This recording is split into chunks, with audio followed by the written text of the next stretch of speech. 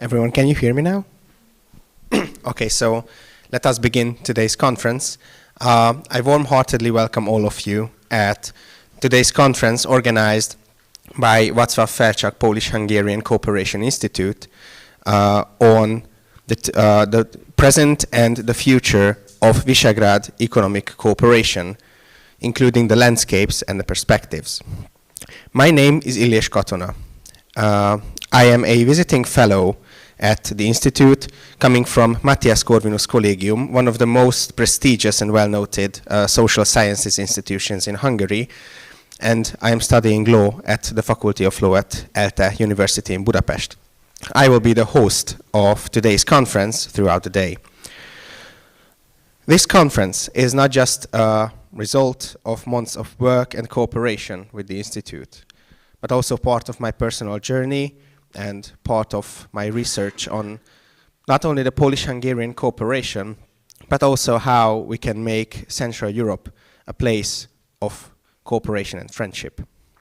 Before going further into details, I would like to invite to the floor Her Excellency Orsolya Zsuzsanna Kovács, Ambassador of Hungary in Warsaw, to share with us her thoughts on the past and the future of Central European cooperation in the field of economy. Ambassador, the floor is yours.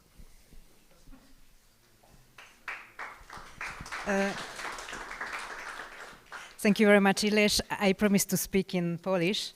So, Szanowni Państwa, bardzo dziękuję za zaproszenie i bardzo się cieszę, że już po raz kolejny możemy być obecni na konferencjach tutaj w Instytucie Felczaka, które są zorganizowane właśnie przez stażystów. Uważam, że to jest bardzo wielka rzecz, że ci stażyści, którzy przyjeżdżają do Polski, zbudują taką konferencję o aktualnych tematach. Ostatnio rozmawialiśmy o obronności, a teraz o gospodarce.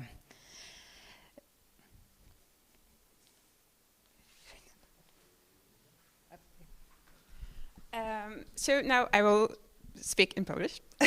Thank you very much for the invitation, and I'm very happy that we are here in this conference at the Felczak Institute and at a conference that is organized by interns. I think it's a great opportunity for everyone. Last time we talked about military defense, and now it's time for economy. Na pewno, jak Państwo zobaczycie, o czym rozmawiali nasi królowie w Visegrad w 1335 roku, to możecie zobaczyć w starych opisach, że była mowa również o gospodarce i o infrastrukturze. Jak wybudować lepiej dojazd do tych czterech państw i jak, dzisiaj byśmy powiedzieli, wzbudzić naszą wspólną ekonomię.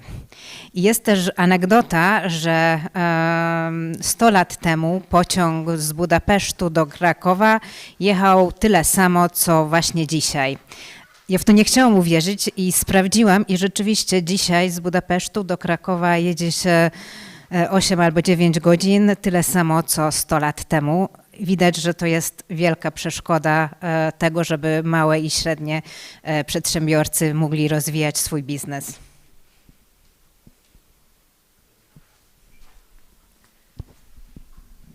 So it is a great place to start to say that already in 1355, kings of the nations of the Visegrad group met, and even then, when we follow the old scriptures, we can see that they talked about the economy and also about the infrastructure.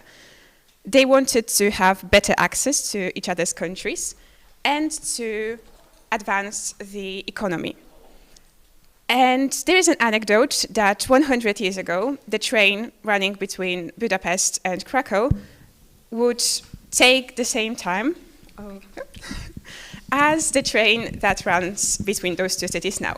I couldn't really believe that, so I had to check. And it turned out that it is true. Still today, it takes around 8 or 9 hours to get from Krakow to Budapest. So we can see clearly that it's an obstacle, for example, for small and medium enterprises.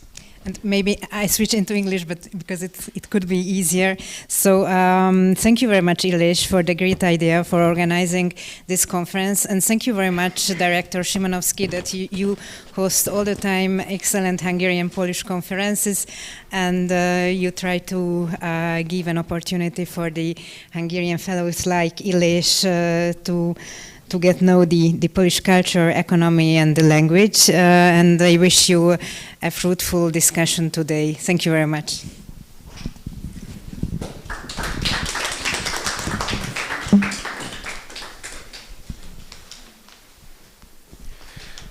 We thank for Her Excellency for sharing her thoughts. Now, I would like to invite Mr. Maciej Szymanowski, Director of Wacław Felczak Institute, to share his thoughts about our mission as Central European nations and why today's discussion is so important. The floor is yours. Good morning. Trade, investment, infrastructure, innovation, education, and so on. A lot of most important topics. And that's why, on behalf of the Polish Institute, the Felczak Institute, I would like to welcome you to the conference. Tomorrow and today and tomorrow, landscape and perspectives. The title is not accidental. The time of this conference also is not accidental. Few days ago, took place the V4 President meeting in Prague. Maybe at the next one V4 summit. The information from this conference and about this conference will be part of negotiations. So I would like to wish you, all of you, the good conference and useful discussions. Thank you.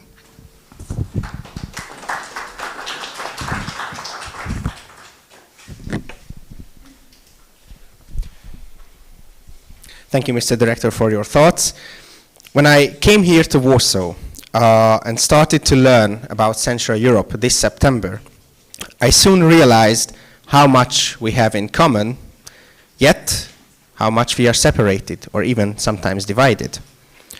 Our modern history is full of conflicts with a quest for territory, power, and economic advantage at the expense of the others.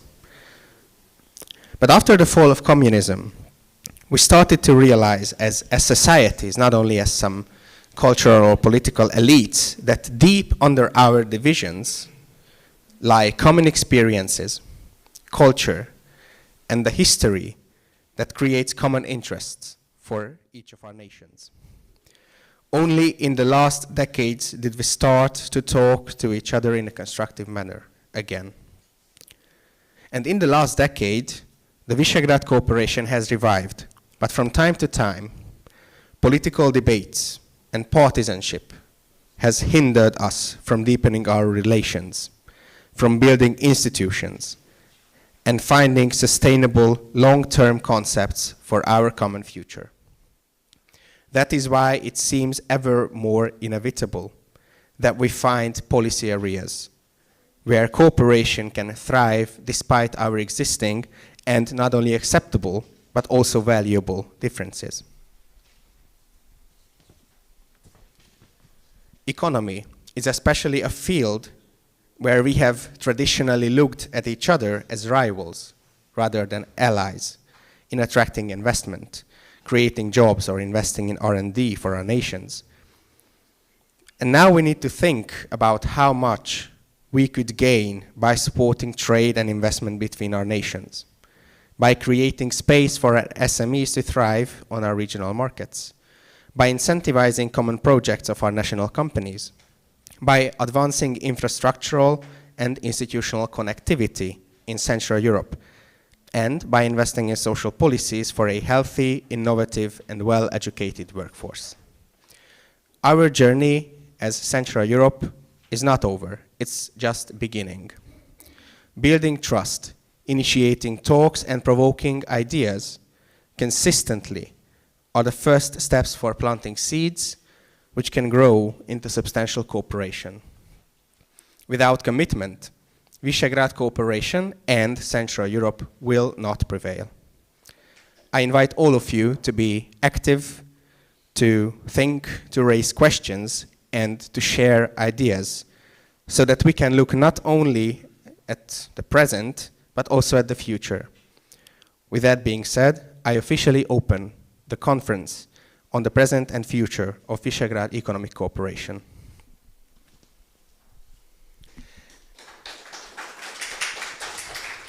Now, our first discussion will focus on trade and investment in V4, looking at the landscape and opportunities of economic cooperation. I would like to invite Mr. Máté György Vigóczky from Center for Geopolitics in Matthias Corvinus Collegium to moderate the discussion. And I would also like to invite the presenters of today's discussion to the floor.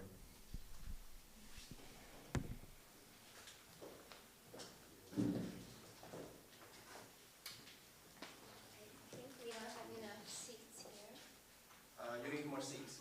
But there are splits across the two tables? Yes, the room is split so that when there will be presentations, they will be seen. Yes. But so there are 5 seats, and you are 2 and 1 translator. Okay, and 1 more seat here.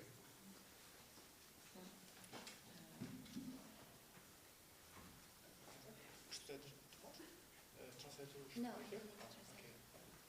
There is also the seat. You need? So you need the translation? No. Then who do you need? Okay. Yes.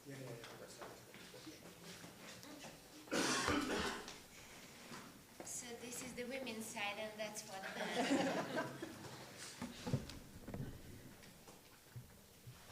Good morning, everyone. Yes, I would like to ask all of you to turn on, the only turned on microphone is the wired one. Please turn on the microphone when you speak and turn off when you don't speak. Thank you. Please as close to the microphone as possible. Like this? Okay. Good morning, everyone, dear ladies and gentlemen. Welcome everyone in the first panel discussion titled Trade, Investment and Cooperation in V4 Landscape and Opportunities, Perspectives.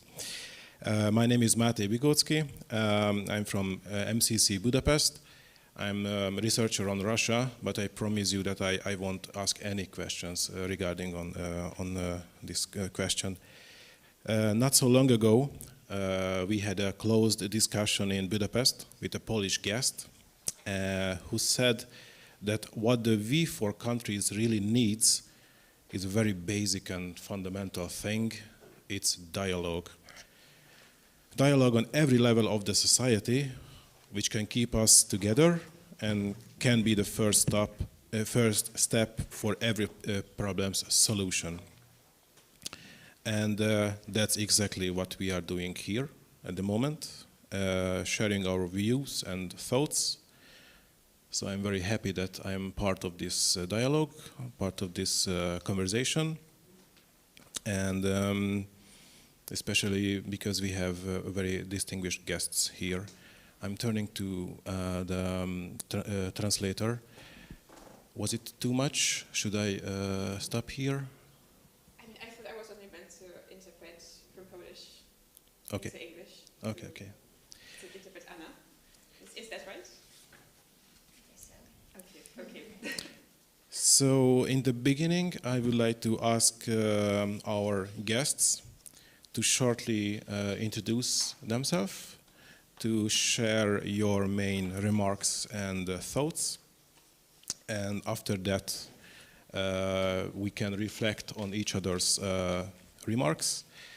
I will also ask some questions for you. And after that, the audience will have the opportunity to ask their questions. So I would like to first ask our guest from Poland. I'm having difficulties to read Polish names, even though I'm also partly Polish with my name Wygotsky. So Anna, please share your main thoughts.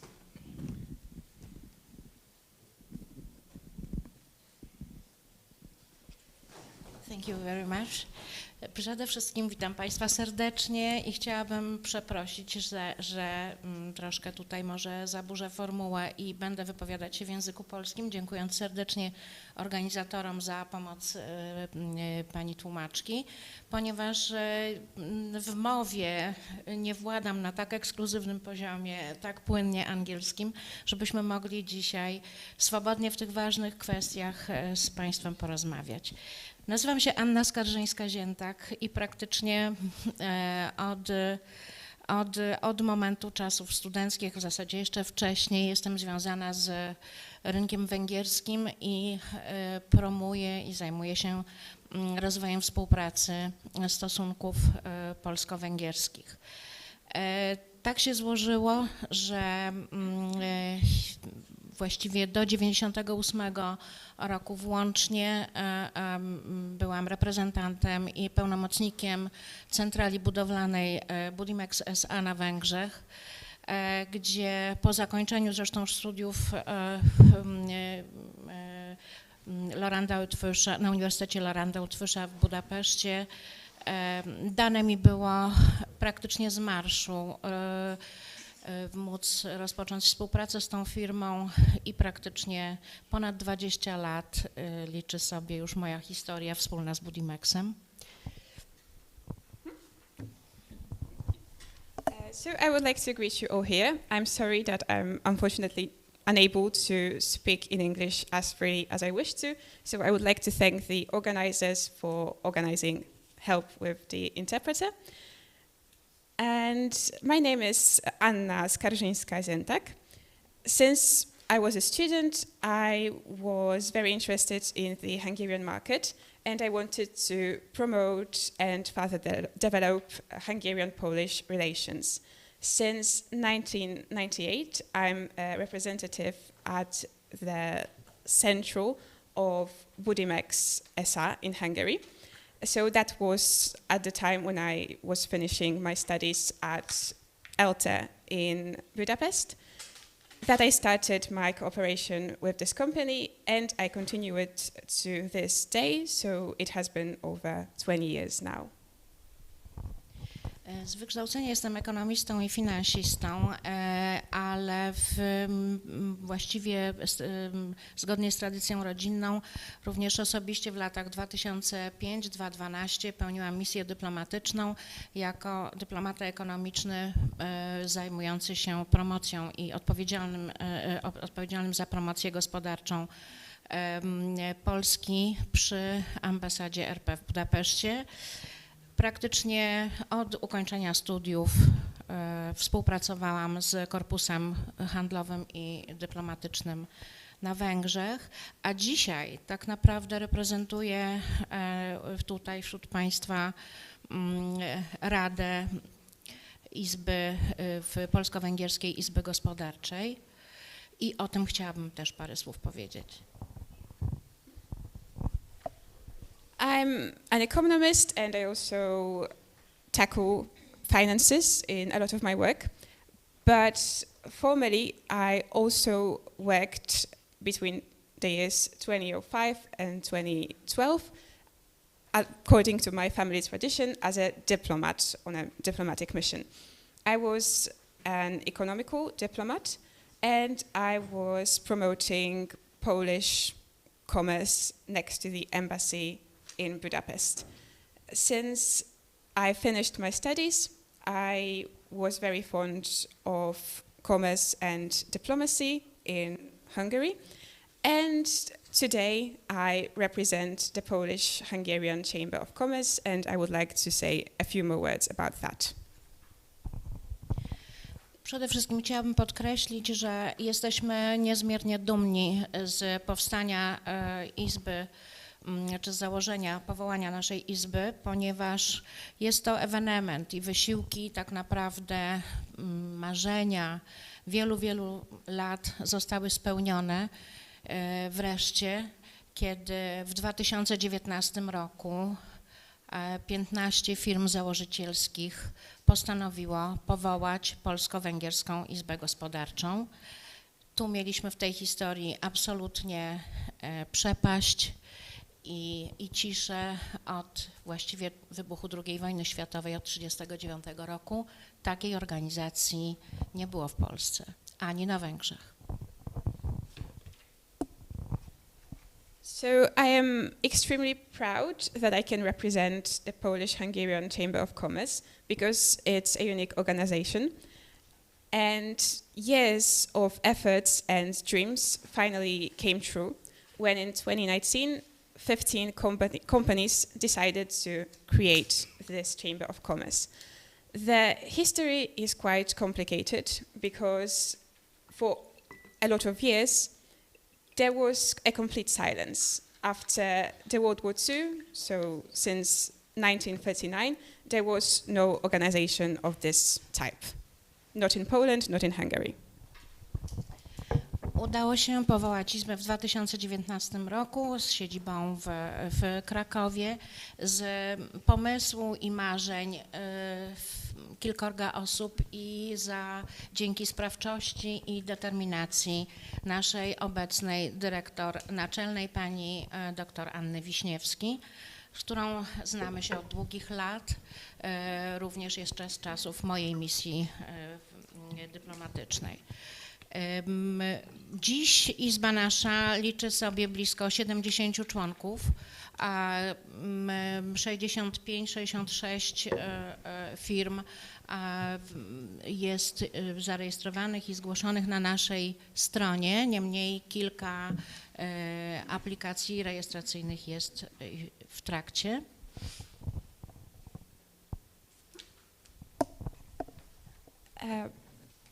So we have managed to create our organization in 2019, and the main location is Krakow. Thanks to a lot of ideas and determination, our CEO, Anna Wiśniewska, managed to create the organization. With Anna, we have known each other since the times of my diplomatic mission. Today, in the organization, there are 70 people, and we encompass 65 companies that are registered under our organization. And it is also, yes, thank you. Dlaczego podkreślam taką wyjątkowość naszej firmy? Ponieważ powołanie Izby Gospodarczej wbrew pozorom wcale nie jest łatwym zadaniem. I tylko w trakcie mojej misji w Budapeszcie były 2 takie inicjatywy i obydwie skończyły się niepowodzeniem. Mogę powiedzieć, że utworzenie Izby Gospodarczej bilateralnej jest jeszcze o moment trudniejszym zadaniem, wydaje się, w Budapeszcie niż w Warszawie czy w Polsce. Why? So originally, we wanted to create an organization that would be able to cooperate between the 2 countries. And during my stay in Budapest, we failed a few times. It's very difficult to create a chamber of commerce that is bilateral, and it seemed that in Budapest it was even more difficult than here in Poland. Chciałabym podkreślić, że działalność naszej izby jest skoncentrowana na przedsiębiorczości i współpracy z organizacjami okołobiznesowymi i jest absolutnie organizacją apolityczną. Taką chcielibyśmy pozostać. Oczywiście w okres pandemii, inflacji i toczące się wojny w tle są ogromnymi wyzwaniami i próbujemy im sprostać. Paradoksalnie te bardzo utrudnione warunki na świecie zbliżają przedsiębiorców i odczuwamy magnetyczną wręcz siłę naszej organizacji, ponieważ bez przerwy dołączają do nas i zdradzają zainteresowanie Izbą nowe podmioty. So I would like to underline that our Chamber of Commerce is focused on entrepreneurship and business, and that our organization is apolitical, and we would like it to stay this way. During the times of COVID and inflation and also wars running in the background, it's been quite a challenge for entrepreneurs all around the world to keep up with all the challenges, but we want to help them go through that.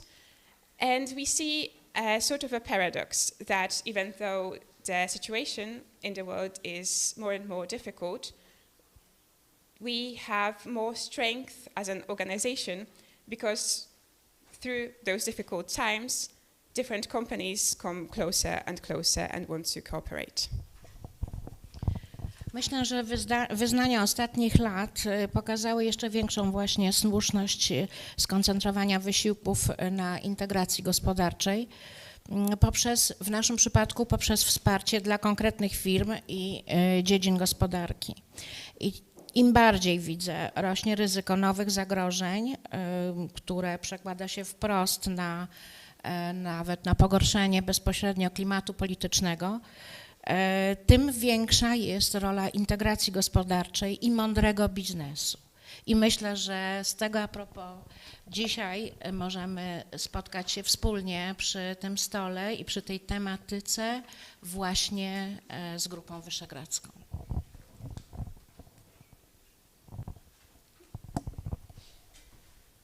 I think that the challenges we have been facing during the last years showed us that we need to connect when it comes to the economy, and that the support for the economy and for different companies is very necessary.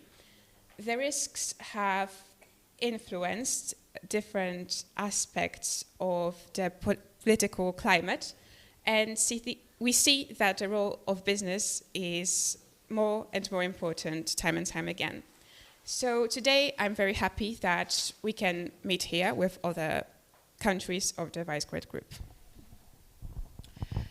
Mieliśmy okazję niedawno przekonać się, jak pandemia wstrzymała płynność łańcuchów dostaw i dała próbkę odłączenia importu z Chin i paradoksalnie wskazała właśnie na ogromny potencjał naszych własnych sąsiedzkich sojuszów w środku Europy, a w tym dla nas szczególnie w obrębie Czwórki Wyszehradzkiej.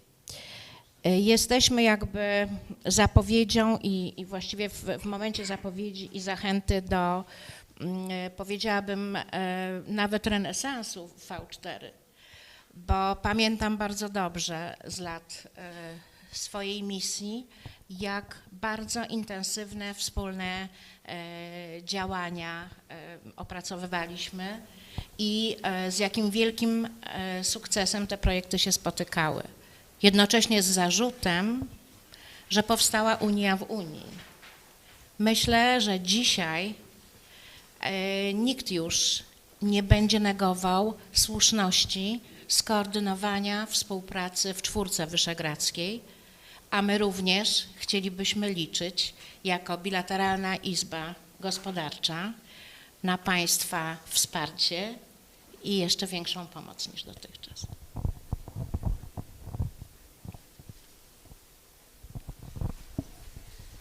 So we've had the opportunity to see how the chain of delivery was stopped because of the pandemic and how we managed to survive without the import from China. Thanks to that, we were able to see how effective our alliances, the alliance in Eastern Central Europe, but also in our case in the V4 group. And now we see sort of a renaissance of the V4 group.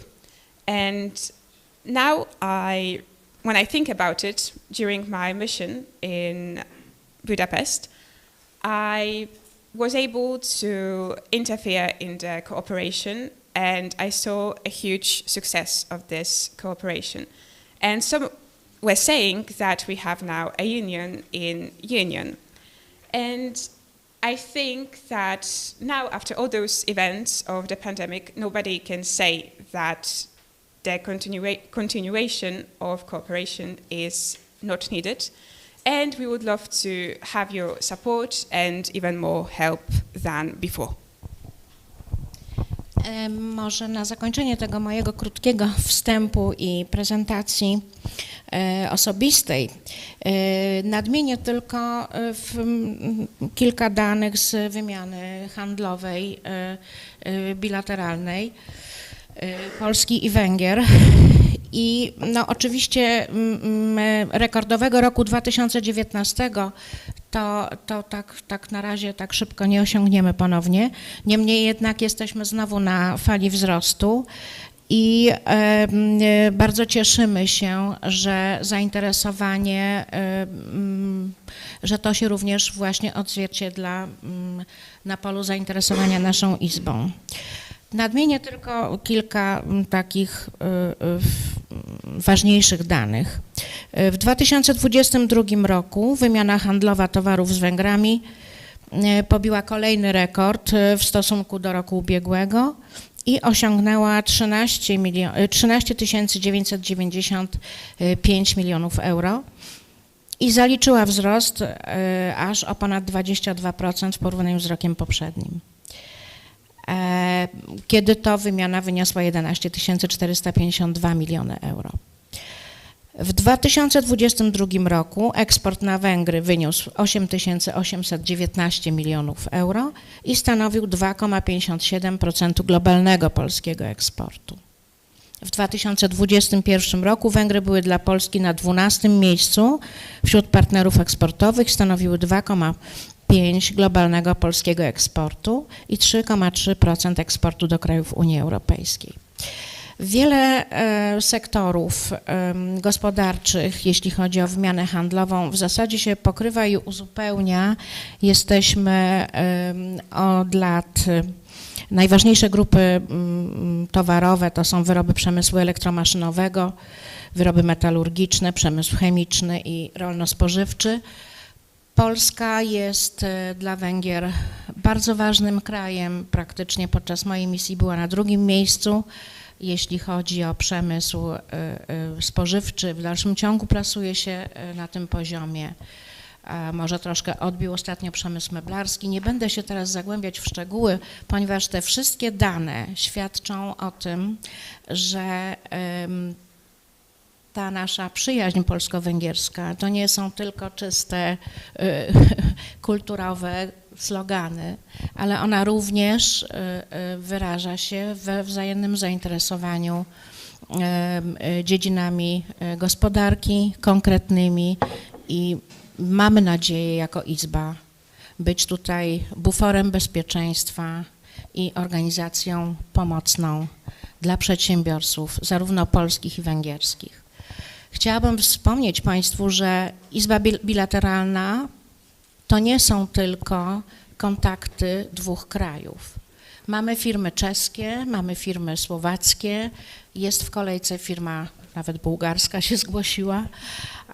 Także jesteśmy naprawdę wielojęzykową organizacją wspierającą się nawzajem i charakterystyczne mamy tutaj charakterystyczne zjawisko intermentoringu, gdzie czerpiemy od siebie nawzajem, prawda? Tutaj intermentoring jest używany w kontekście przekazania spuścizny jakiejś pokoleniowej, ale jeśli chodzi o doświadczenia, wiedzę poszczególnych przedsiębiorców, to jest ona niezastąpiona encyklopedycznymi wydawnictwami i nie przez przypadek z roku na rok przybywa nam członków. To finish off, I would like to say a few data. And I will say it's data that show the bilateral cooperation between Poland and Hungary. So 2019 was a record year, and I don't think that we will be able to equal that. But we clearly see that the cooperation has grown, and we are very happy to see that in our chamber. So in 2022, we've had the next record, and we saw a growth comparing to the last year by 13,995 million euro. So that was a 22% of growth, comparing to the last year, where we saw 11,430 million euros. And in 2023, the commerce between Poland and Hungary was 2.57% of total GDP of Poland. In 2021, Hungary was 12th most important partner for Poland, and it was the contacts with Hungary that were 2.5% of the total commerce for Poland, and 3.5% when we talk about the commerce with the countries from the EU. And we see that a lot of sectors overlap and also fill the gaps with each other. We are talking mostly about the electro machines, about the metallurgical industry, and also about agriculture. And Poland is obviously one of the most important partners for Hungary. During my stay in Budapest, during my mission, Poland was on the second place between the partners of Hungary. It was mostly the furniture that we were involved in, and also agriculture. So I won't delve into the details, but it clearly shows that our friendship is not only a cultural cliché, but it's also firmly based in the economy. And I hope that in our chamber we will be able to capitalize on that, and that we will be able to help everyone. And our chamber is not only about the Polish-Hungarian cooperation. We also have enterprises from Slovakia and from Czech Republic. Lastly, also a company from Bulgaria applied. So it's a very multilingual, diverse environment where we all support each other. And we also want to capitalize on so-called intermentoring. So usually people refer to intermentoring when they talk about different generations, but we think that since it's such a special situation where one entrepreneurs can learn from other entrepreneurs, it can also be called intermentoring. Thank you. Thank you so much. From the female side, I turn to the male side. And I want to ask our guest from Czechia to introduce himself and share your main remarks. Sure. Hello, everyone. I would like to introduce myself. My name is Mikuláš Zeman. I'm a chief expert for international relations and financial regulation in Czech National Bank. Before I joined Czech National Bank, I work as audit analyst in PwC. I'm graduated in economics. My graduation is from the Prague University of business, or previous name was University of Economics. I'm also doing my PhD degree at this university. My research is mainly focused on monetary policy and in general on macroeconomics and also fiscal policy. So I'm more macroeconomist, so I will also, like in this debate, like focus mainly on this part, because I think it eventually influence also the environment, for entrepreneurs as well, because our main target for the Czech National Bank, of course, is to keep inflation low and stable. So it's also very important for all companies in the whole economy. And I would also like to thank that I was invited to this debate and in general to this event, because I consider being very useful and very important to keep Visegrad countries together in European Union, because otherwise, if each country focus only on its own interest, we probably won't reach good results in Eurozone, because usually, as we know, the largest countries, as France or Germany, are usually able to keep their own interest. It was also seen, for example, in times of high inflation in Eurozone, when many smaller economists, which are members of Eurozone, needed lower interest rates, but actually the biggest players need rather stable and lower ones. So. Otherwise, I would also maybe just comment or share some data about the Czech economy. I think also the economic development in Hungary and in Poland is quite similar.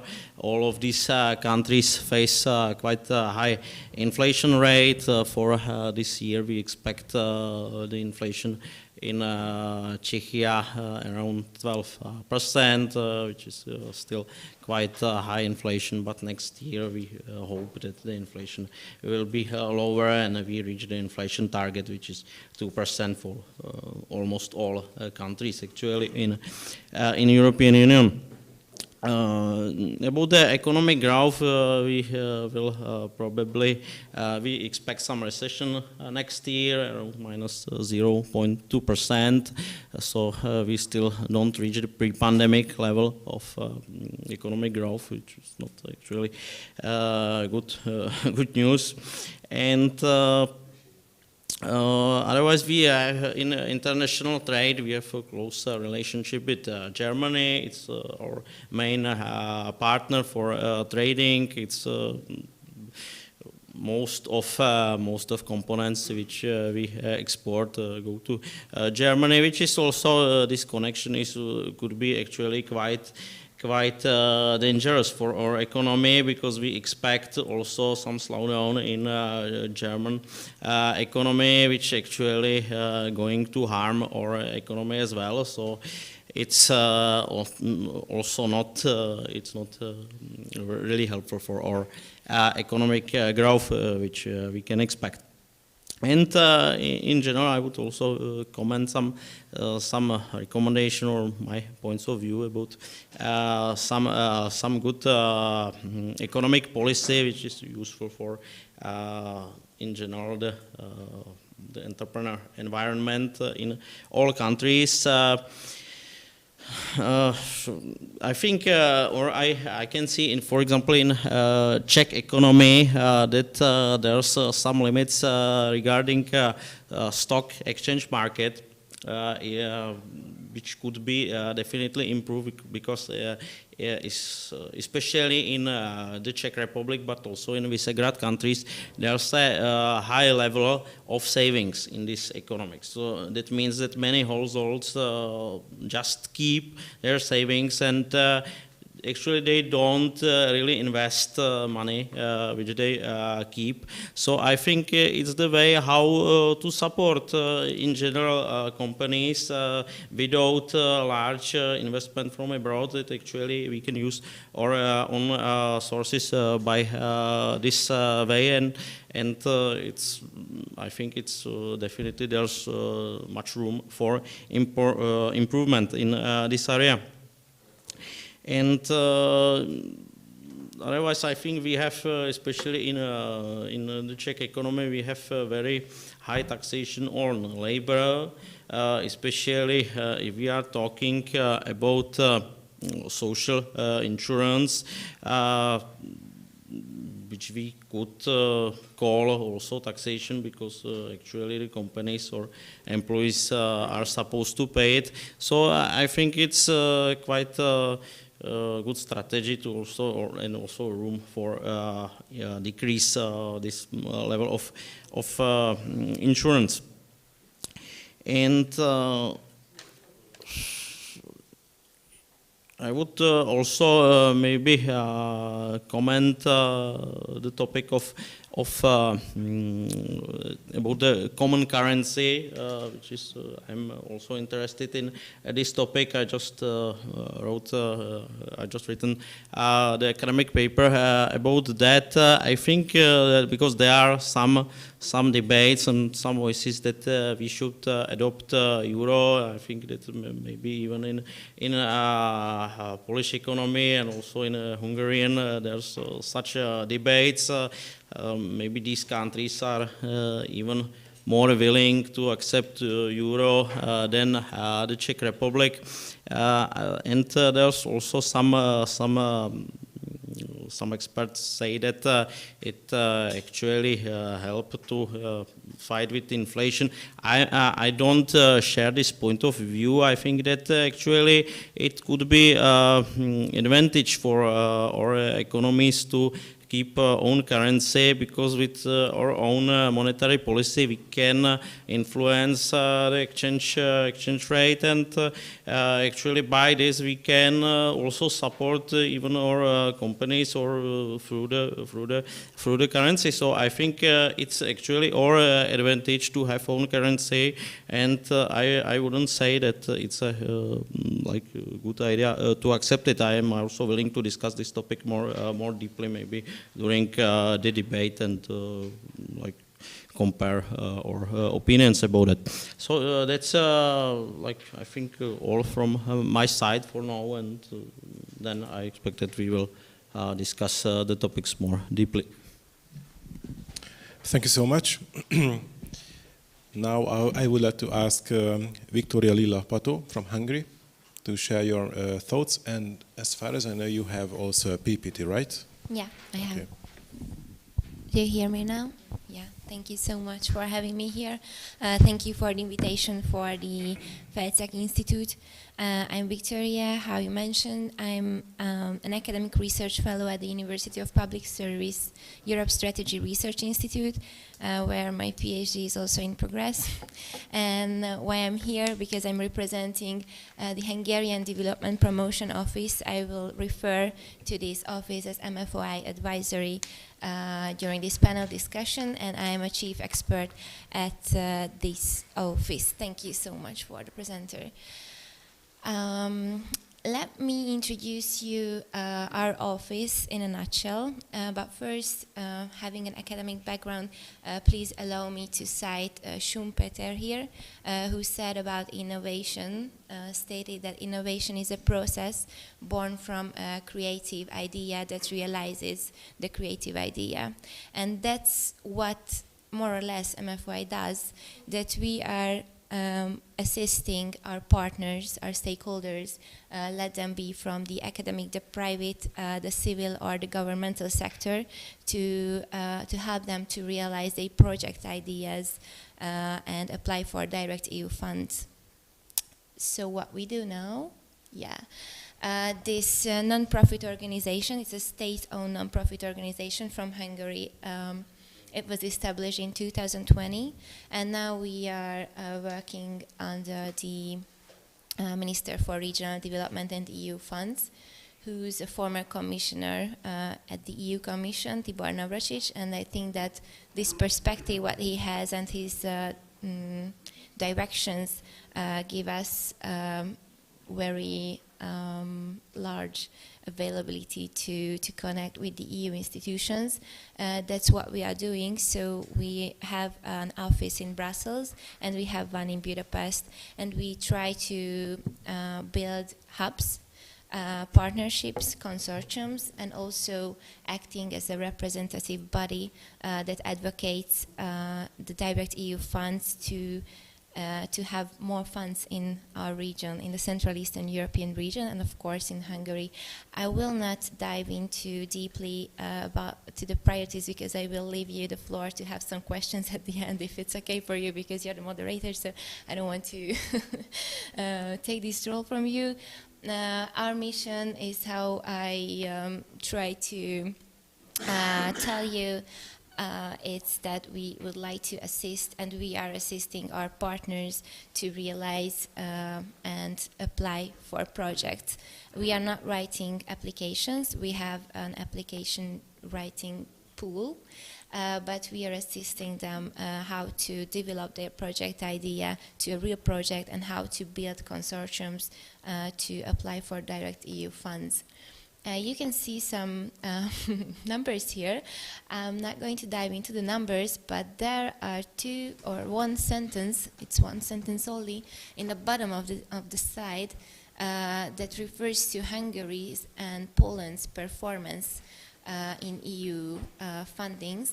And I would like to raise your attention that we would like to, let's say, separate cohesion funds and direct EU funds. And now in our current MFF cycle, multi-annual financial framework, until 2027, we have like 2/3 of cohesion funds and 1/3 of direct EU funds. But this number is going to be more balanced according to the plans of the European Commission to a 50-50 or around 50-50, which raises our attention to be much more involved in direct EU fundings, since we, in our region, does not perform very well. The characteristics and conditions of applying for direct EU funding, it's not in a workshop, so if you would like to have some advice from our side, I will be available for the full day, and of course after all online as well, because we would like to have more international partners from Poland, from the Czech Republic and from Slovakia as well, to strengthen the V4 cooperation and our regional prosperity. So just some couple of words about the characteristics that for direct EU fundings, each EU member states can apply, and there are some states as well, according to the neighborhood policy, that may apply as well for different direct EU funds. But overall, for the whole funding packet, let's say, EU member states can apply. The objective is to support the EU objectives and policies of the Commission. That's why I told you that they try to restructure the balance between the cohesion funds and the direct EU funds, because they would like to facilitate their policies to be implemented on the national level. Yeah, on the EU level, the European added value and the competition, the competitiveness of the whole European Union and the region is very important when it comes to direct EU funding, and there is great chance for dissemination where all potential international imbalances can come to the surface. And the conditions that, unfortunately, these applications must be written in English, but yeah, proposers, writers can do it so, and we have some language models can assist to do that. The approach is the project-based thinking is essential, so that's why I told you that we would like to accumulate the project ideas and level them up to a real project level. So that's what project-based thinking means. And our contribution is that the EU does not usually provide, the contribution is needed because the EU is not usually provide 100% of the funding, so we have to be aware of this fact. So there is from 20 to 60% of own contributions needed when you apply for a project. But there are several stakeholders, and also, for example, for local governments in Hungary, they help to cover these extra expenses if the local government cannot do that. And yeah, we need international partners since the calls now include this criteria pretty much, that we need partners and to build international consortiums. I already mentioned that the four sectors need to be involved, not need to be involved, but it's a plus if we involve the four sectors. So we are focusing on the academic, the private, the governmental, and the civil organization or the civil sector.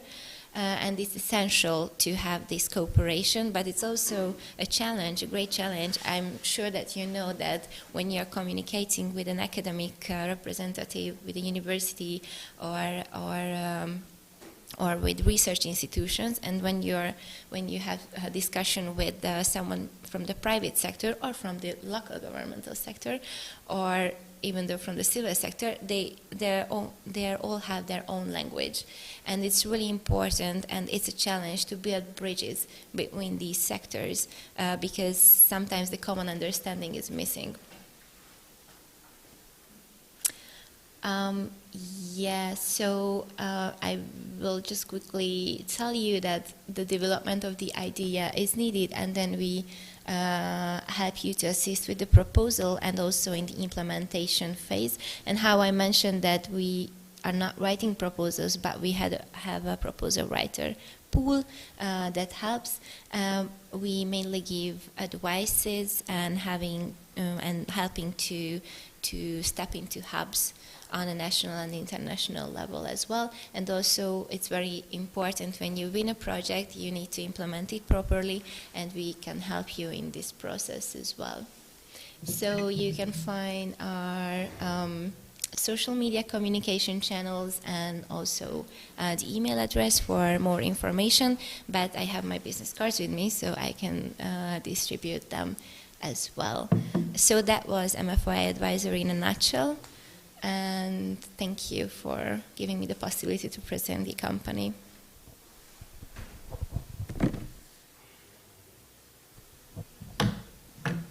Thank you so much. And lastly, I turn to Robert Zając to introduce yourself and share your main remarks. Thank you very much. Thank you for the invitation, and thank you for the opportunity of representing Polish Investment and Trade Agency. Our agency, Our agency is split up in three parts. The first one is about building partnerships, be it in Poland or globally. The second one is built in order to assist internationalization of Polish companies. It's a so-called export branch to provide the opportunities for Polish companies. We also have foreign trade offices. Looking from the perspective of Visegrad Group, we have foreign trade office in Hungary and in Czechia. I personally represent direct investment department, which is a part of the third, let's say, branch or a third part of the activities that our agency does. And we are essentially an investment promotion agency. We are trying to help, assist, and build awareness among multinational companies about the opportunities that lie for them in Poland. And we are also acting as a one-stop shop for them, that when they come into Poland, be it from Asia, from America, and they have no idea about the legal system in Poland, the legal system in EU, and they need to be walked through each steps of the investment process, we assist them with providing the information about public aid, with localization, consulting, and things like that. So that's what our agency does. And for today's, let's say, initial comments, I wanted to build a bit of a story, as we are going to talk about the future in the rest of this panel, I think it's also beneficiary to look at the past. If we were to look at, let's say, 1970s, 1960s, even 1980s, we had a clear, let's say, champions of the global economic growth. All of them were located in Asia. First it was Japan, then it was China, Korea, Taiwan, also Singapore. And no one globally had any doubts that those were the so-called Asian tigers. They were providing the growth to the global economy. But if we look at the Visegrad Group and if we look at the European Union, I would say that the awareness of who the growth engine of the European Union is not that common. If we were to look at the Lift Change Index, which compares how big of a GDP per capita change has been experienced during a single generation, Poland as a country is at the second place just after China, considering years 1990 and 2019, the period between them.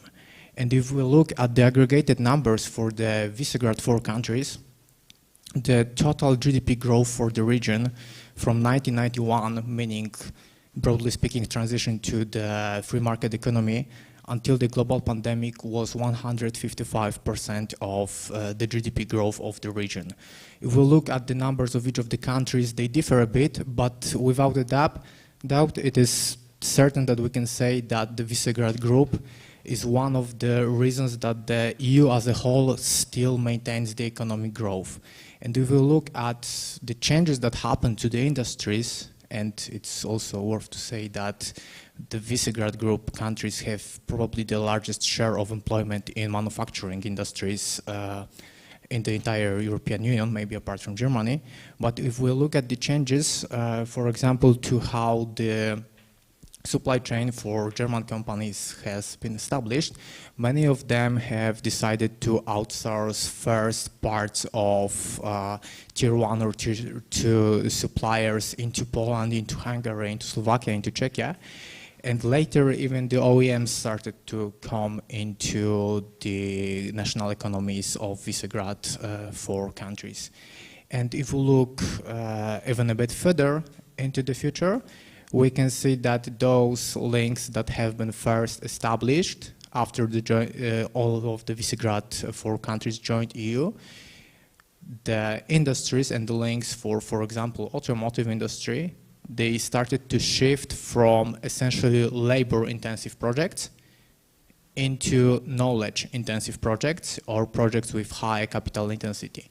And through that, we can see that not only the economic numbers, looking, for example, for the GDP growth of the Visegrad Group has been steadily increasing, but also the trust that is put by multinational companies.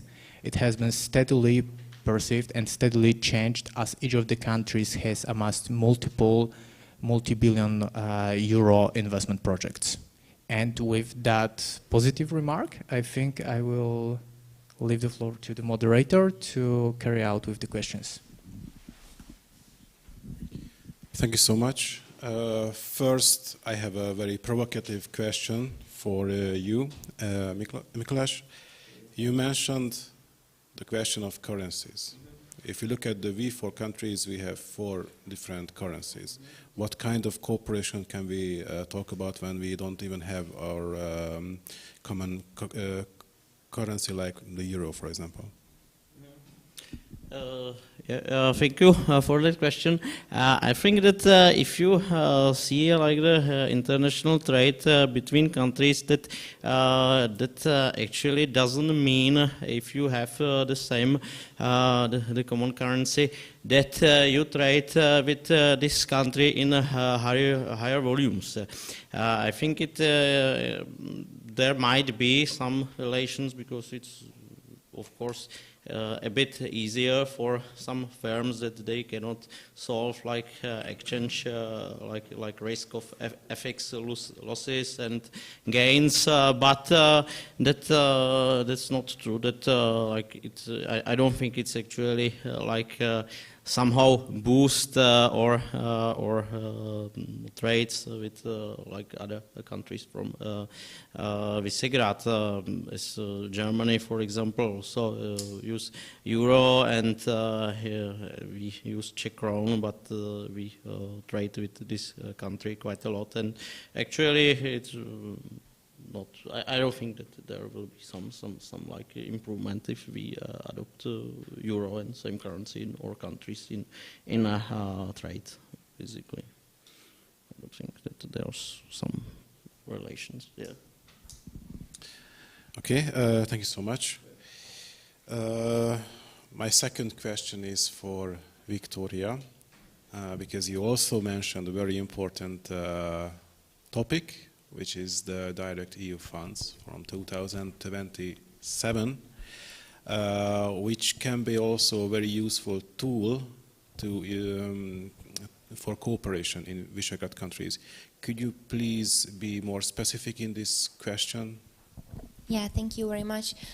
It's a very useful tool right now. We don't have to wait until 2027, but from this change, what I told you in the system, the decreasement of cohesion funds and decreasement of direct EU funds raise our awareness to start it right now, to cooperate in direct EU funds applications on an international level.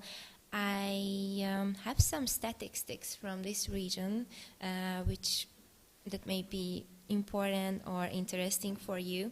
So in 2021, all Hungarians received 17 euros from direct EU funds per capita in that year. In Slovakia, it was 16 per inhabitant.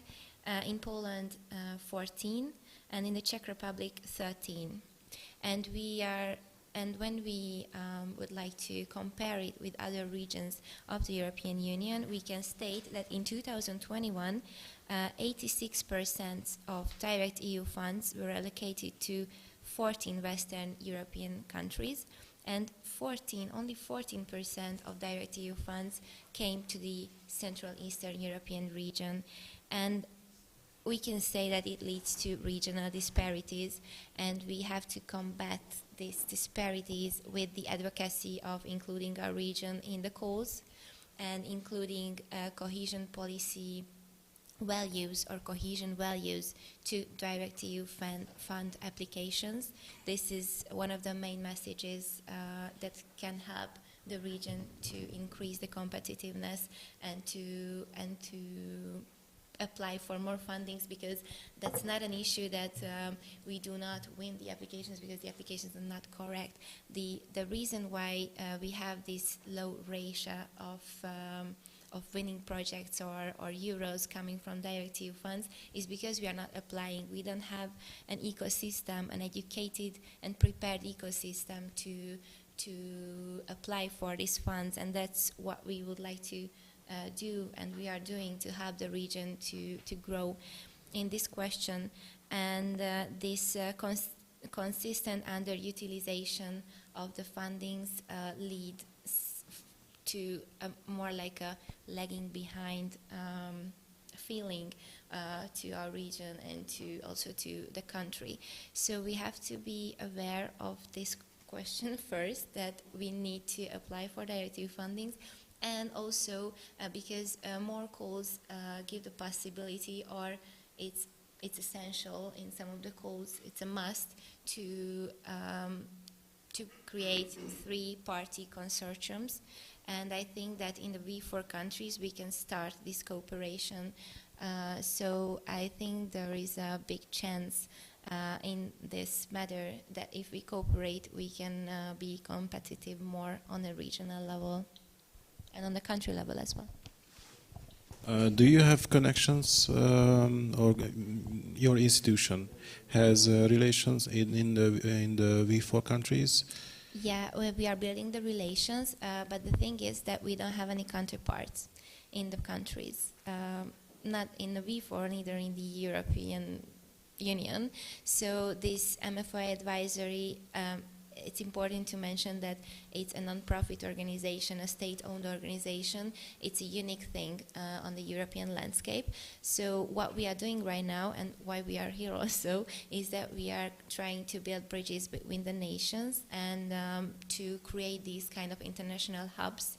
And once we have the partners on the national and the international level on the multi-sectoral perspective, then we can connect them with each other to a specific project idea to create a project. Did I answer your question? Yes, thank you so much. My next question is, I think for our Polish experts, which is, if we look at the trade within the V4 countries, we can see great numbers.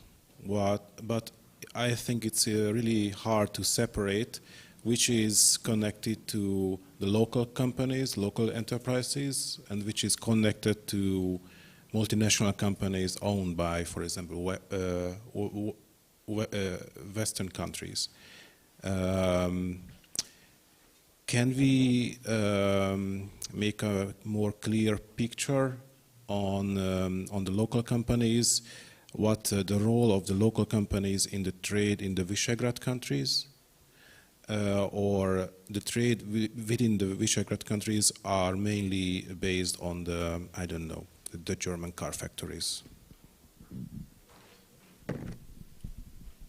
Seeing the look into my eyes, I assume it will be mostly to me, or at least initially for me, and I will get some additional backup from the remaining part of the Polish representation. So first of all, I would like to say that from the investment perspective, we're also saying the same issue. Meaning that if a multinational company is considering investing in Poland or actually invest in Poland, if we look at the economic data and the investment was made by the center in Belgium or by the center in Germany or in, let's say, Great Britain, on the trade data, it would look as if the investment was made by Great Britain, even though we know that the company actually, its seat is located in any other country away from it.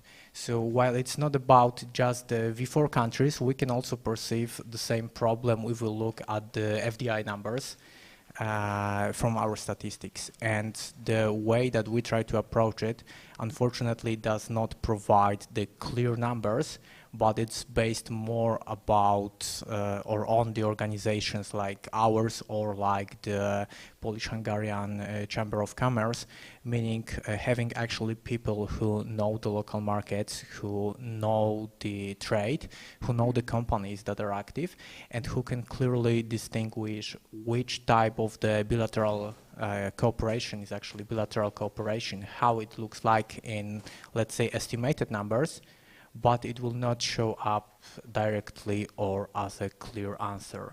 In other words, we mostly have to base ourselves on the knowledge of our countries and on the knowledge of the partner countries and based our assumptions on that.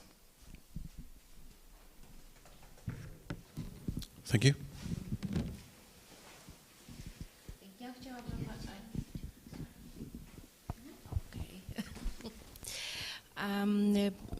Ja chciałabym zwrócić uwagę na bardzo ważną kwestię, jeśli chodzi właśnie o współpracę taką u podstaw, czyli chciałabym zainteresować Państwa potencjałem, jaki tkwi w takiej organizacji, jaką jest Izba, ponieważ nasze firmy nie przez przypadek zgłosiły się do takiego zrzeszenia, chcąc wymieniać właśnie swoje doświadczenia, a jednocześnie borykając się z ogromnymi problemami we własnych branżach na rynku.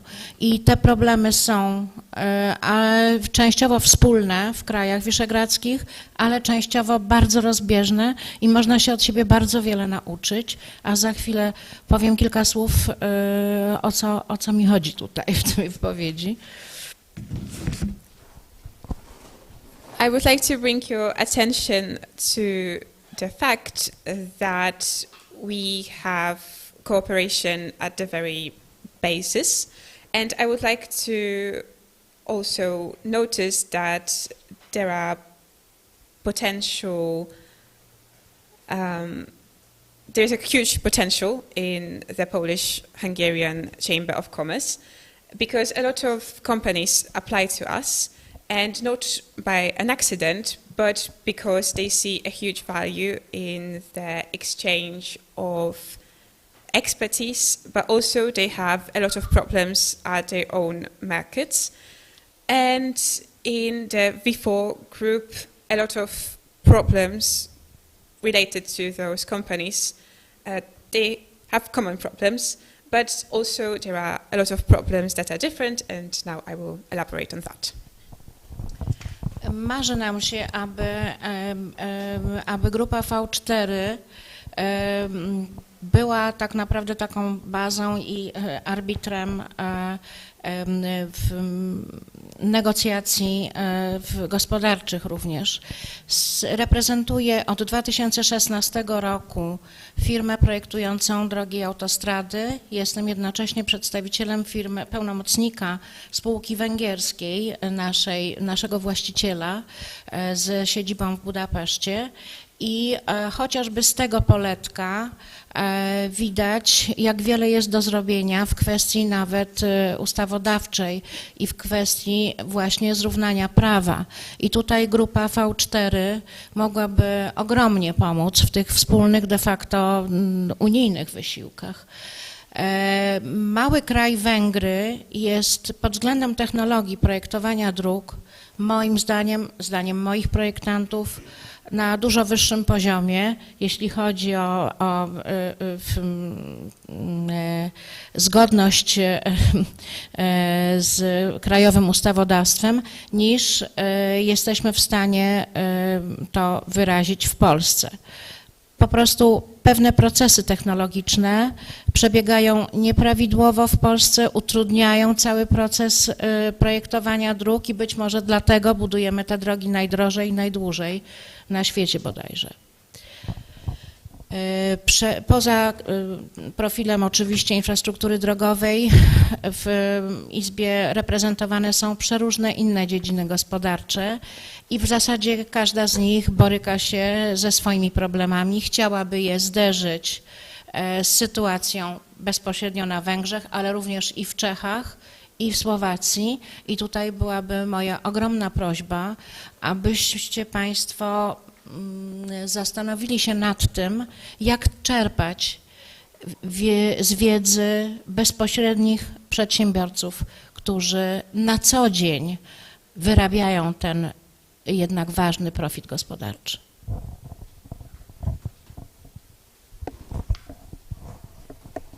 So we dream that the V4 group one day works on those basics and becomes the judge when it comes to the negotiations related to economy. In 2016, I became a partner of a company that designs roads and motorways, and I also represent this company in Budapest. And from that perspective, I've seen how much of a challenge the law is. So I think a lot of help is needed to equalize the law in the countries. And the V4 group can help in that, in all of those things that regard the European Union. In a country as small as Hungary, the roads are created much quicker than in Poland because the law is more suitable for that. In Poland, the process is very complicated because of incompetent law, and maybe that's the reason why in Poland we build the roads very long and also for very high prices. At our chamber, we want to equalize the economical sectors we want to connect different problems and face them with the problems that the entrepreneurs have in Hungary, in Slovakia and in Czechia. And because of that, I would like to ask you to use your knowledge of the experiences of the entrepreneurs.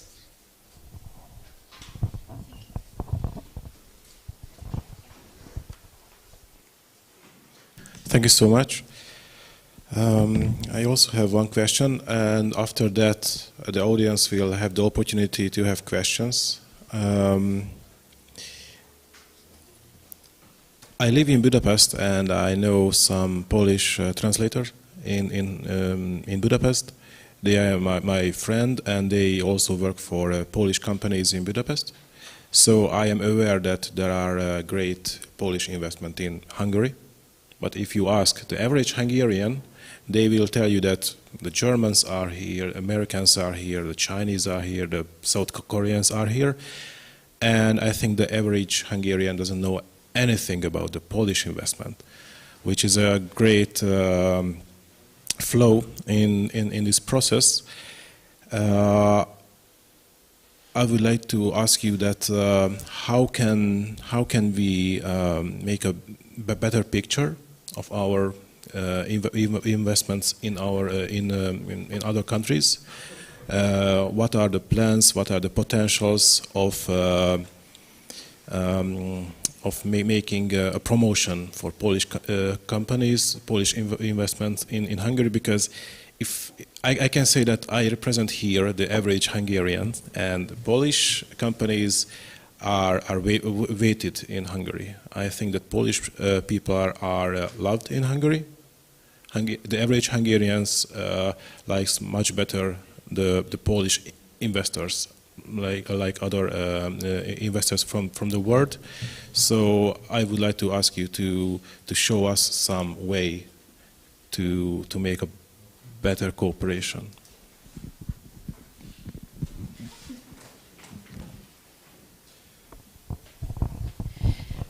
To jest bardzo ciekawe zagadnienie, dlatego że tak naprawdę wynika bardzo często z jakich absolutnie często z personalnego, prywatnego zainteresowania Węgrów Polską i odwrotnie. Ja uważam, żyjąc na Węgrzech przez ponad połowę swojego życia, że Węgrzy wiedzą więcej na temat Polski niż Polacy na temat Węgrów. Niemniej jednak jest od pewnego czasu duże zainteresowanie dużym polskim rynkiem i takim przykładem jest na przykład moja firma Road & Road Design, która od 2009 roku funkcjonuje z powodzeniem, ale też i w bólach, potwornych bólach, borykając się z przepisami zamówień publicznych tu w Polsce, w Warszawie. Wydaje mi się, że potencjał jest ogromny, tylko gdzieś jest jakaś ogromna obawa, zwłaszcza po stronie firm węgierskich, przed otwarciem się na taki bardziej globalny świat. Nasi partnerzy węgierscy są przyzwyczajeni do swoich stereotypowych postępowań i one są rzeczywiście bardzo często świetnie wdrożone, tylko nie zawsze można stworzyć w kraju sąsiednim, w tym momencie bezpośredniego sąsiedztwa nie mamy, ale jesteśmy bratnim krajem jako Polska, nie bardzo można stworzyć kalki, także nie daje się przenieść modeli dosłownych funkcjonowania firmy właśnie w otoczeniu prawa, bo te przepisy prawne się różnią. I tutaj w tym kontekście, ciągle wracam do mojej myśli, w tym kontekście widziałabym ogromną rolę Czwórki Wyszehradzkiej do takiej wzajemnej pomocy dla własnych przedsiębiorców i czerpania z własnej wiedzy. Ja bardzo dobrze pamiętam, jak w latach tak naprawdę wielkiego kryzysu, tak, gdzie Polska świetnie 2007-2008, bardzo trudne lata dla gospodarki węgierskiej, ale Polska absolutnie przetrwała to z pozytywnym GDP, wszyscy nam zazdrościli. I ja bardzo dobrze pamiętam zryw i świetną współpracę inżynierską właśnie w obrębie Czwórki Wyszehradzkiej.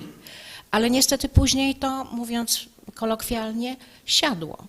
I chciałabym ponownie widzieć to, obracając się od dziecka właśnie w klimacie inżynierów, architektów, projektantów. Chciałabym, żebyśmy mogli to uzdrowić, bo to wnika bardzo bezpośredni, duży wpływ ma bezpośrednio również i na obronę klimatu, a to jest nasze naczelne zadanie wszystkich organizacji na całym świecie. It's a very interesting question, and often we see that this cooperation is a result of personal interests. There are a lot of Hungarians who know something about Poland, about the Poles, and also there are a lot of Poles who know something about Hungary. But from my experience from living in Hungary, I've noticed that usually the Hungarians know more about Poland than vice versa. But it's a very interesting question, and I work at the road design company, and since 2016 we've had a lot of success, but also it's been quite painful here in Poland to navigate through all of the law. So I think there is a huge potential, but the Hungarian companies, they are often scared to look a little bit farther, so outside of Hungary. Our Hungarian partners often are used to their stereotypes, and they want to work in other countries the same way as they work in Hungary. But even though we are countries that are located in the same region, it is impossible to implement the same solutions. So we can't translate the same model because of the law that is in function. And in this place, I see the huge role of the V4. I think it is able to help the entrepreneurs by creating space to use the knowledge of companies from different countries. And I also recall that during the times of the crisis, Poland kept very positive outlook. Our GDP was still great, everyone envied us. Hungary was doing a little bit worse. And at that time, there was a lot of cooperation between the engineer companies in V4. And after that, unfortunately, it ended. And I would like to see this cooperation function again, because since I was a child, I was in an environment where there were a lot of engineers, architects, project creators, and I think it could make a huge influence.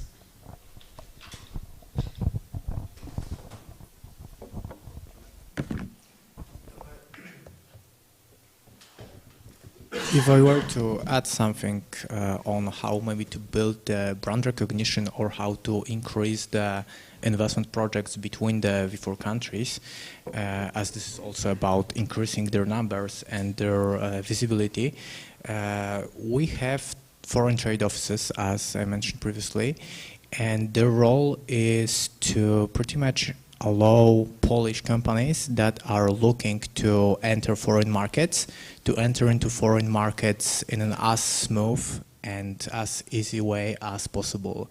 To do that, they first of all gather the knowledge about the local markets, about what kind of niches are present on the markets, and they organize various webinars, events for Polish investors who are located here in Poland, as well as participate in various expos, various trade fairs that are taking place in the local markets.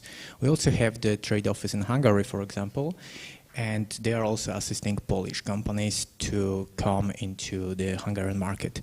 However, this issue, I believe, it's not only about what we can do, but we also have to realize that if we are to compete with German companies, for example, we have to realize the difference in the length of history they had as a brand and how they can operate, how they are perceived. And the 30 years that we have of the free market economy in the Visegrad Group, for many companies, it might not be enough to build the same recognition that the, let's say, multinational or global companies have. However, looking at Polish companies who are trying to increase their presence multinationally, globally, but also in the Visegrad 4 group, I can say that not only Poles, but companies from other countries, they are ready to do so.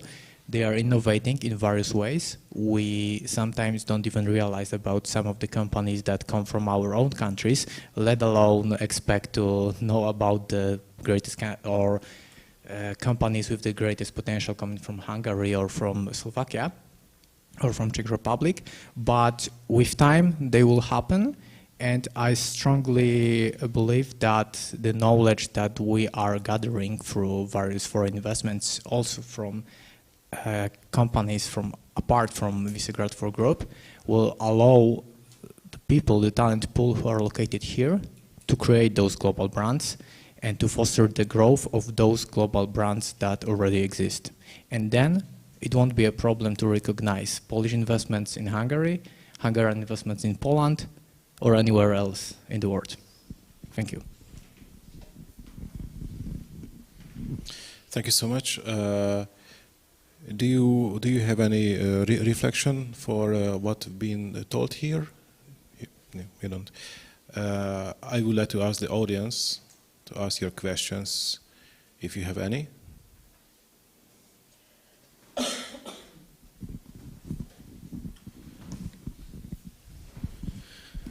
Thank you very much for this, for all of the introductions of the different organizations and aspects and viewpoints. I would like to ask two questions which are closely connected on how the public sphere can support the Visegrad Group countries and the company Visegrad country companies in entering into regional markets. The first question would be about finance and funding. My question would be, how do you see from your own perspective, your own professional sphere, how much the companies, especially I'm now asking about small and medium-sized companies because the big companies are another topic, but how do you see that companies in our nations have access to funding? How much is it a problem from the market, from the public, maybe the public or state aid, or the different, sources? So, is it a field that should be developed in the Visegrad region, that the companies need more funding, or is it, or is the funding sufficient for the companies? Now, the second question would be about these institutions and these international hubs that have been mentioned, because we see good examples like the MFOI in Hungary, like the PAIH, which is very well developed concept in Poland. But would you see any reason or any relevance in a concept of V4 countries supporting each other by building common institutions or a network of institutions, especially supporting each other's companies in entering markets of other V4 countries by advisory, by helping building consortia or any other concepts? So the question is, how do you see the role of public sphere and public policy in supporting Visegrad companies in expanding to regional markets? Thank you. I can start, if I may. So according to the second question, I think that this network of institutions, I think that we have to be very careful of creating new institutions for networking. I think the first step should be to build these informal networks, but informal doesn't mean that we don't have formal connections or memorandum of understandings with partners, with organizations, with other networking or other kind of foundations. But it's important not to build, for the very first step, a new institution established in the V4 countries that helps SMEs to I'm speaking, of course, only about direct EU funds because of my expertise. But I think it's important the first step is that to be in touch, have a knowledge about each other, and not to build something brand new, because we have to be careful with our human resources and, of course, financial resources. So what is already existing, we should use that kind of knowledge and network. The first question of funding for SMEs, you asked, and thank you, it's a very good question, that do we have sufficient fundings or not? I think from the European perspective, and of course in Hungary they are facilitating SMEs to have more national or country-based funds, but on a European perspective, the calls are focusing on the SMEs because these are the innovative capacity of the whole European Union. SMEs, scale-up, startups. But the thing is that we have, I think, the allocated budgets for SMEs, but the knowledge to ask for this budget we do not really have in this region. So that's why we have to facilitate SMEs and help them to apply for fundings, and why large companies have more opportunities because they have more money and more human resource. If we are thinking about 10 employees, big company,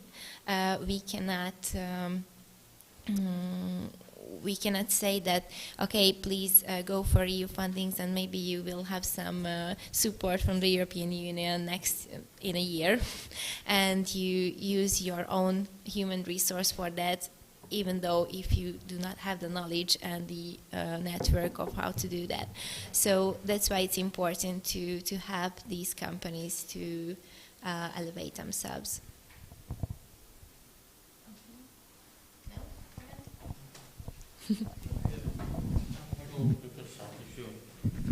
So then I will start with the availability of the funds for the SME and the access for them from the perspective of the SMEs themselves.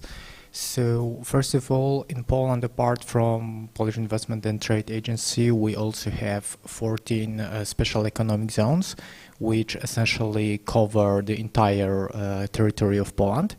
Each of them is active only on their premises, and the role is to facilitate the economic growth of each of the regions within Poland.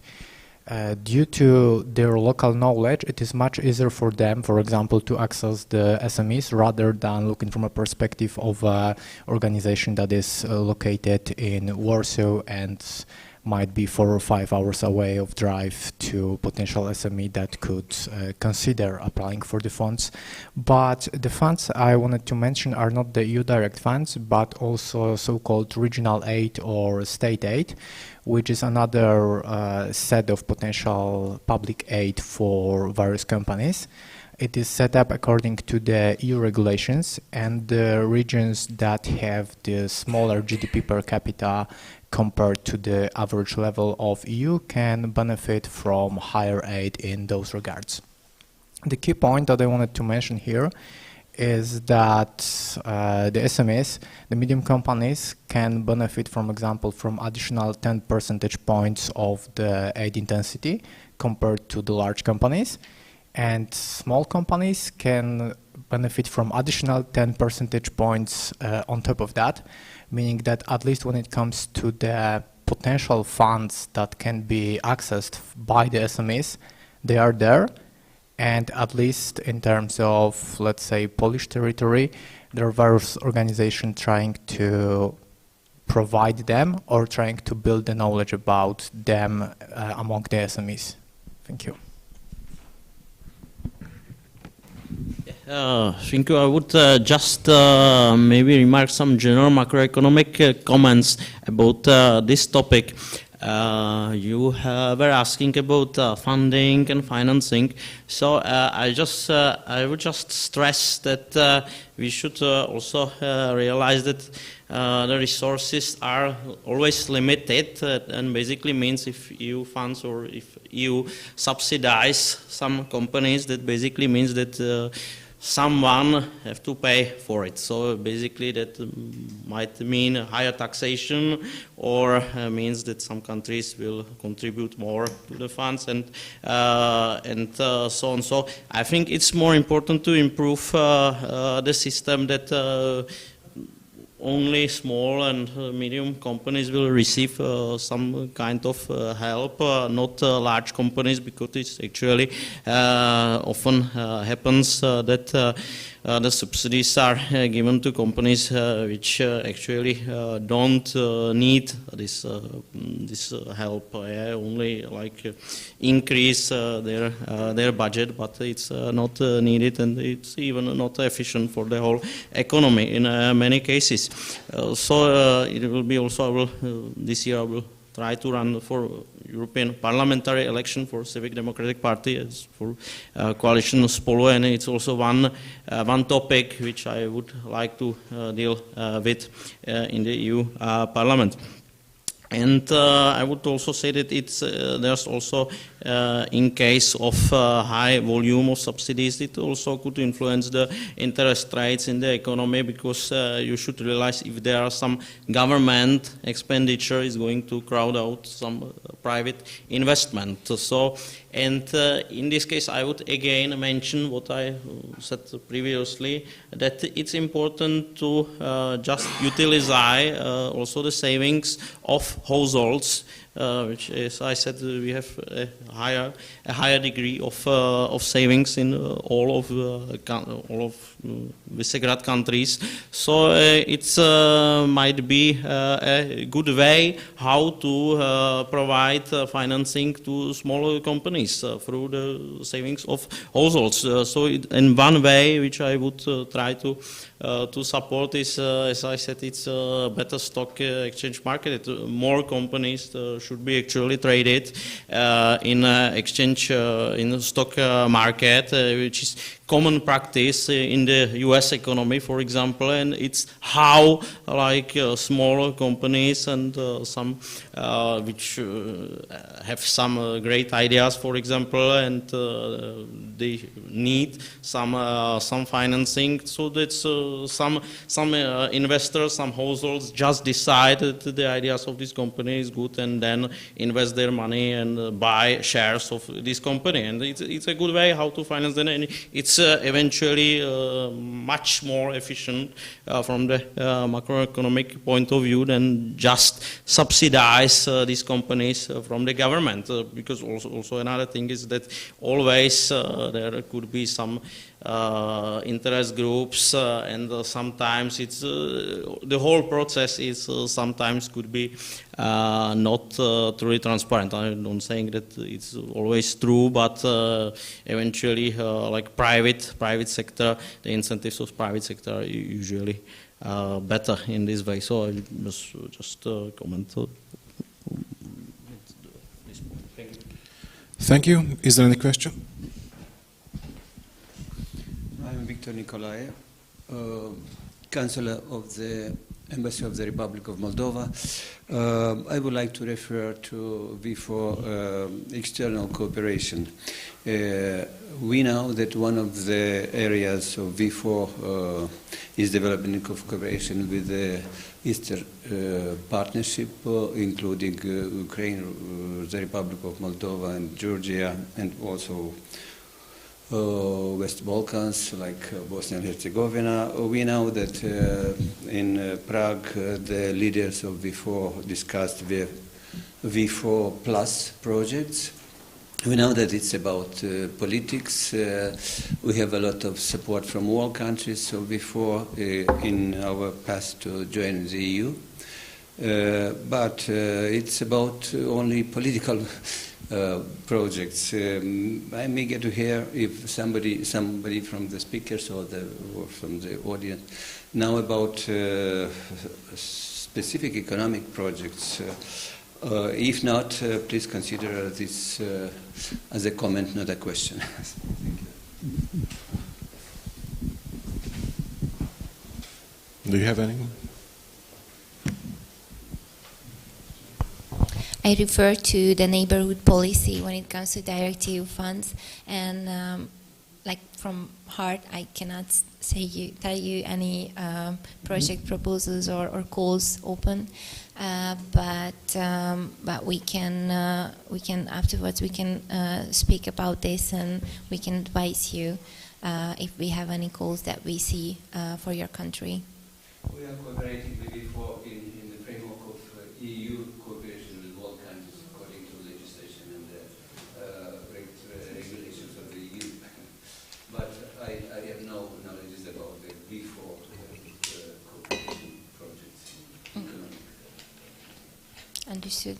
Anyone else from the V4 perspective? If not, thank you.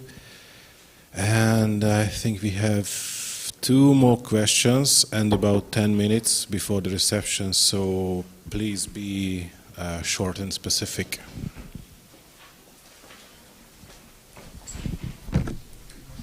Thank you very much. I am Balázs Kroczkai from Index. I have 2 separate questions. So during the whole roundtable conversation, we heard a lot about that the V4 countries has great potential about cooperating together in economic sense. But what could be those fields or the main fields that the V4 countries could be cooperate together, and what should the government do and the enterprises do to achieve this potential? Thank you.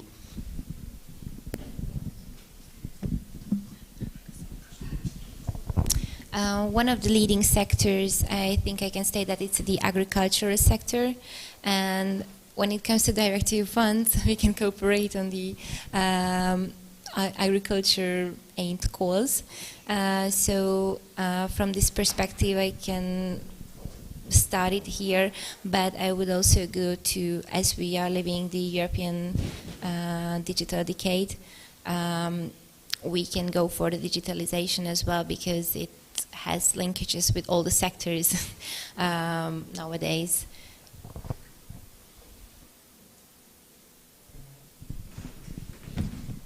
I think it's also worthwhile to capitalize on the industries that are already present in V4 countries.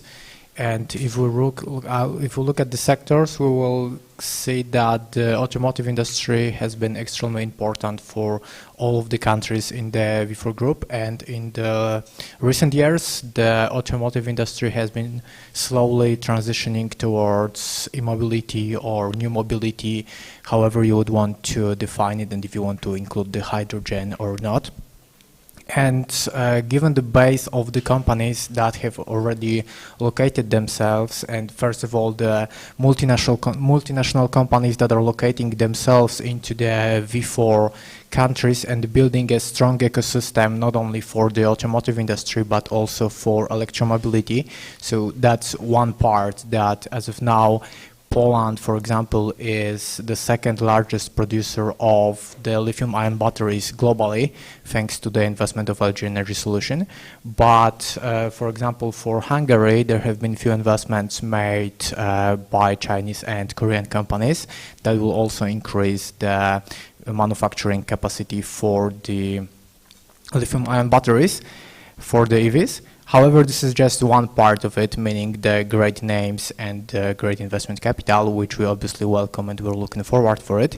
But the other part is that there are new industries appearing just next to that, and new possibilities for companies that have been so far present in the automotive industry, maybe as a tier 2 or tier 1 supplier that have the capital roots in Visegrad Group, to either branch out and capitalize on this transition or to create new companies that will facilitate this growth. And even in Poland we have a few examples of them, and if you would be interested I can give you some examples later. Thank you, and we have the last question. Thank you very much. My name is Lorenz Sakali. I came from Ökonomus Economic Research Foundation from Budapest. And my question I would like to address to our friend from Czech Republic, Mikuláš. You mentioned in your speech the connections between the own currency and the individual monetary policy. In Hungary, we have a very intensive debate about the ideal, optimal time for introduction of the euro. I would like to ask you, what is your opinion about this, and what do you think? Which are those conditions which are important to fulfill these countries to avoid the negative, the harmful consequences of this introduction? Yeah, thank you for this question. I would say that the most important part of that we need the optimal currency union to reach this state, which I consider the current Eurozone does not fulfill the condition of optimal currency union, and there are more factors for that, but the most important one is that we can see that each country, the countries are not homogeneous.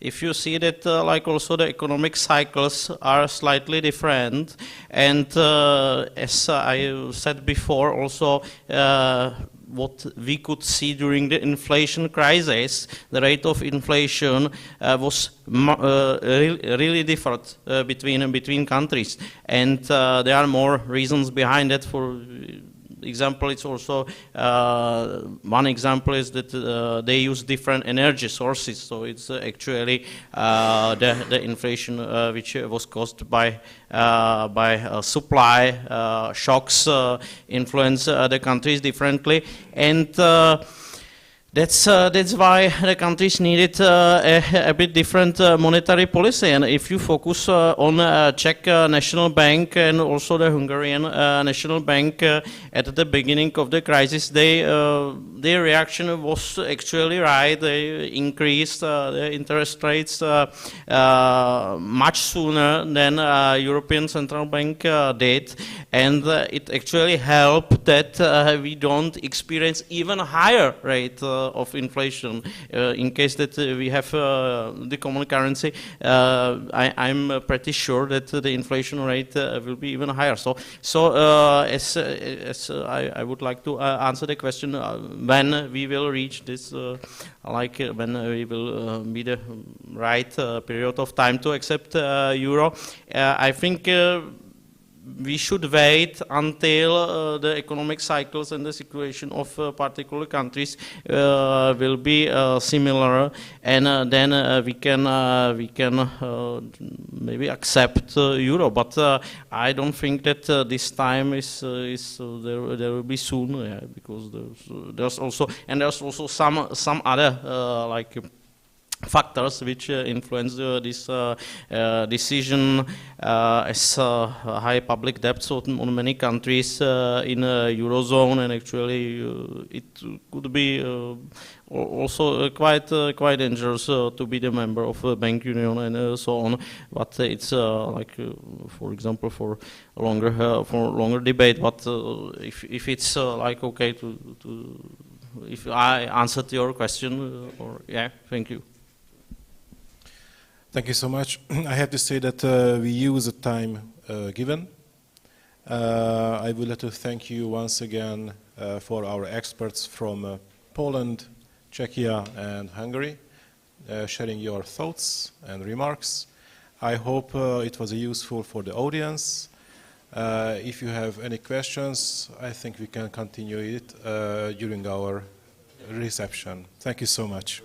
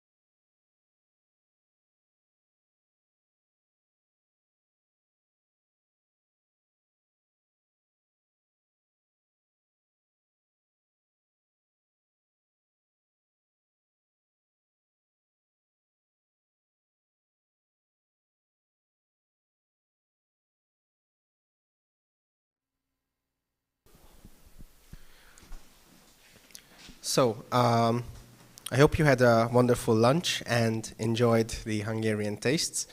The next panel discussion will focus on the role of infrastructure and connectivity in V4 relations, including a diagnosis of recent developments and obstacles, and possible recommendations for deepening our relations. Distinguished guests, let me introduce our lecturers or guests today. Ágnes Vas, analyst from the Hungarian Institute of International Affairs from Hungary. István Lorenz Szakály, Strategy Director of Ökonomus Economic Research Foundation in Hungary.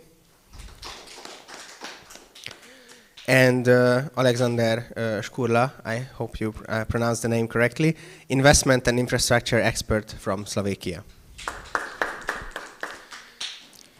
Connectivity means, in the simplest terms, the quality, state, or capability of being connective or connected. It is not only an offensive word or a word of the Hungarian foreign policy narrative. It is not only a matter of politics or trade. It is an integral part of international relations, and it can be the key to increasing cooperation in Central Europe. According to a 2017 meeting of Asian and European foreign ministers, and I quote, "Connectivity is about bringing countries, people, and societies close together. It facilitates access and is a means to foster deeper economic and people-to-people ties." So, for all of you, as a first question, and also a place for introducing your first remarks, I would like to ask you, as V4 nations, how much are we interconnected? And what aspects of connectivity needs to be developed the most in the V4? And I open the floor to you.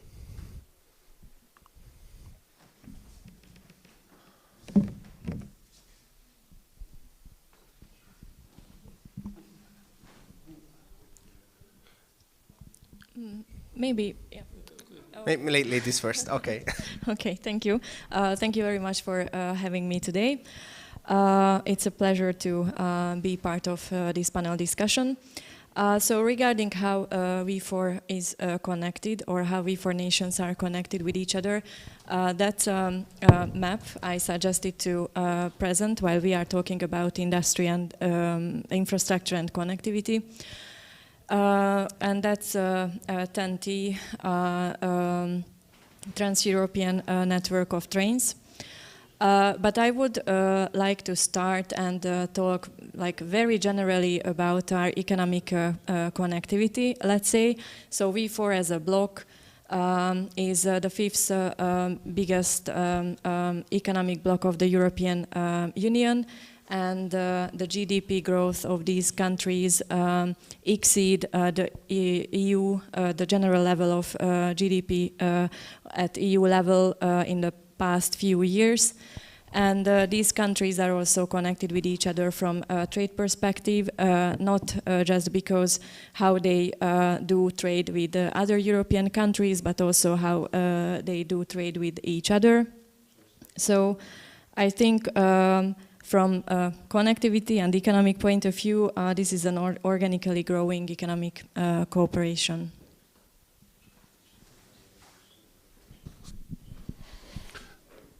Thank you very much for having me here. Thank you very much for the invitation. I am honored to be here. My name is István Lorenz Szakály. I'm working as strategic director for the Ökonomus Economic Research Institute Foundation in Budapest. It is an independent research institute. And before that, I also was working in the administration. I worked in a Ministry for National Economy, and after that in the Ministry for Agriculture. And in these places, I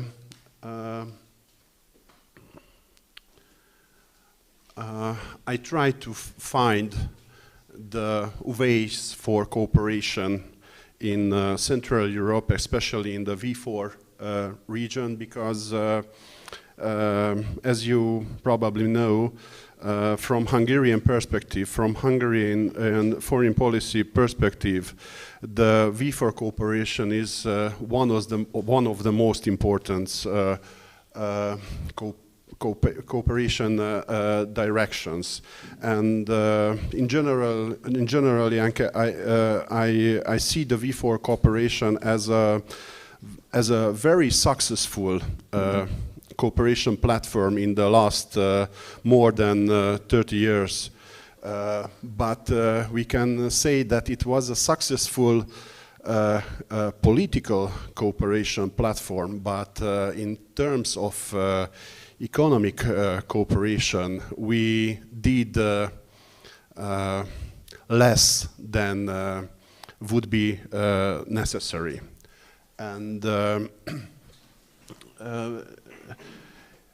I would like to, I brought a short presentation with me about the state of infrastructural connections in our region. And as you see on this map, you can see that if we are regarding the motorway and the main road connections in our region, we are lagging behind the Western European situation. As you see the density, and it is not only about the density of the road infrastructure, it is also about the quality of the road infrastructure. We can state that we are visibly underdeveloped, and if we are concentrating on the connection between the countries, the situation is maybe more worse, and we can also see that the connections between western and eastern part of Europe, between our countries, between the V4 countries and the Western European countries, are more developed than the connection between our countries. The east-west connections are more developed than the north-south connections, and it means that the connectivity is, we can say that is very weak in our region. Yes, and the next chart is about the connections with the connection between the motorway density and the GDP per capita in EU countries, and we also can see the direct connection between the GDP situation in our countries and the underdeveloped motorway density in our countries. The next chart is about the road performance in Europe, and this chart also emphasizes that we are our infrastructural road infrastructure is significant underdeveloped compared with the western part of Europe, and the situation is also the same in the case of our cities road performance.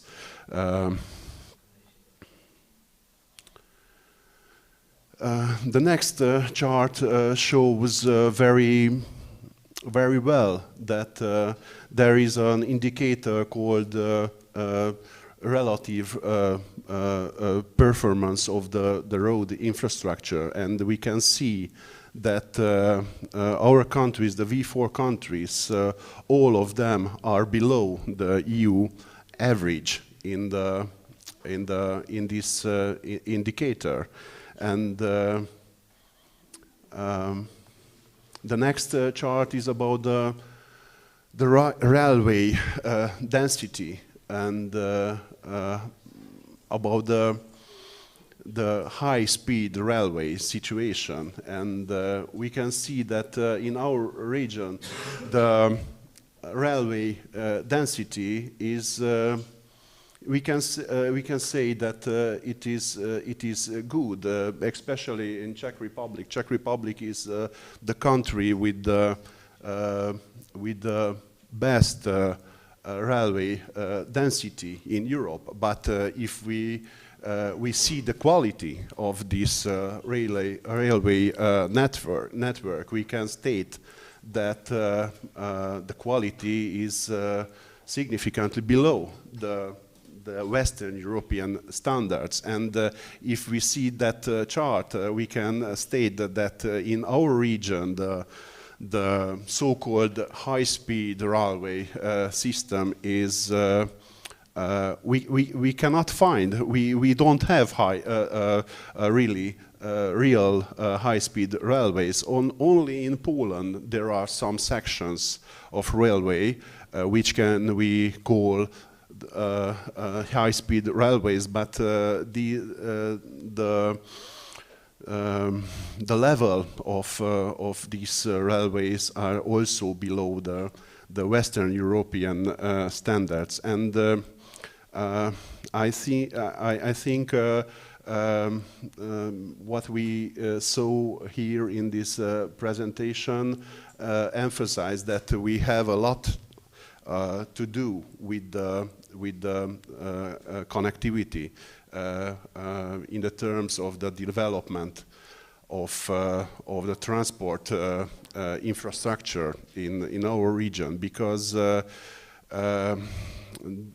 we can also state that if we don't have, if we miss the high quality connectivity, high quality transport infrastructure, without this we cannot dreaming about more integrated economic cooperation in our region, and it has also negative effects on the people-to-people connections. I came yesterday here in Warsaw, and I checked the railway connection between Budapest and Warsaw, and to reach Warsaw by train from Budapest takes more than 12 hours actually, and the distance is about 900 kilometers. But if I check the connection, the possibilities to travel by train to the Western Europe, 900 kilometers takes only 4 or 5 hours for the same distance. In my opinion, the infrastructural development can be the most important area of cooperation between V4 countries, and I think these countries has a lot in common, and we are the infrastructural development. It is our common interest, and we can find the ways to put more emphasis on this issue. Maybe that for this starting point. Thank you very much for this excellent presentation, Mr. Škurla. Thank you for the invitation. And thank you for having this floor. I will probably answer these questions, but a few words about myself.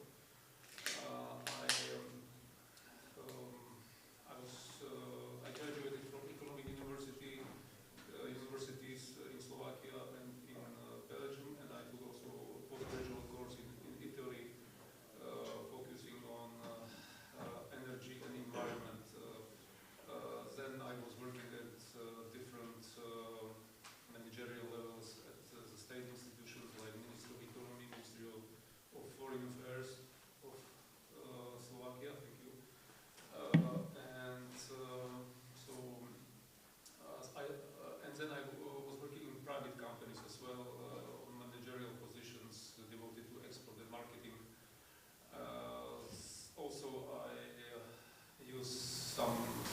governmental opportunities and worked in economic diplomacy in Baltic countries, for Slovakia and Baltic countries and in Ukraine.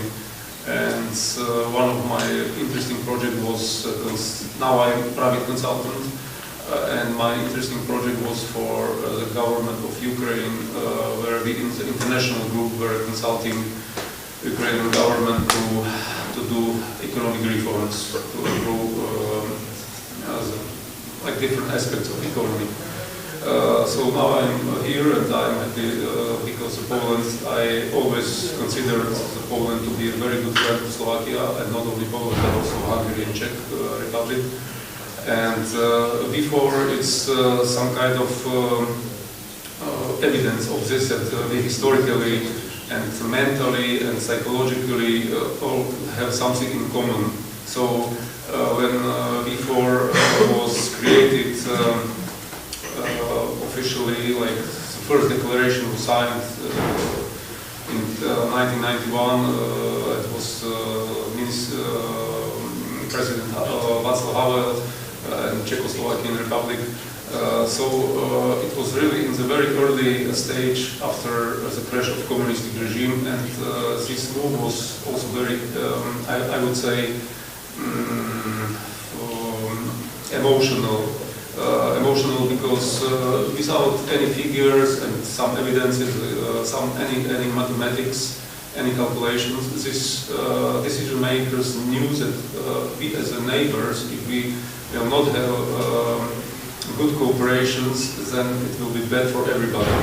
And I think that it was a very good strategy. Now we are in different 30 years, after more than 30 years, we still are good friends.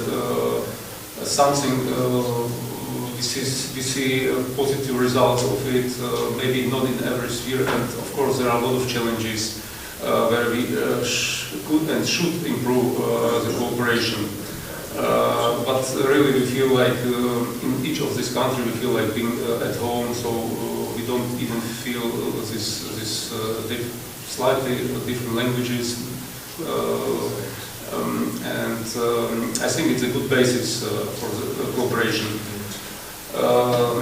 So I just, the question is very broad, like which sphere of connections is the most actual. I think that every kind of connection is actual, because I will just show you something to better understand the situation.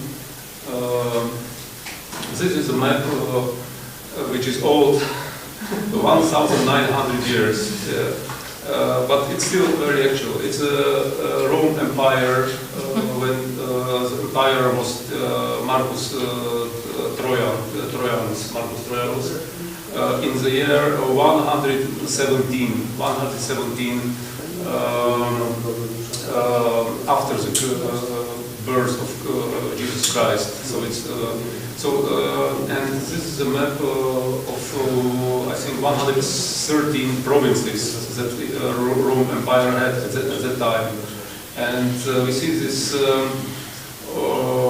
as a strategy with which Roman Empire went, and it was like economic development based on infrastructure.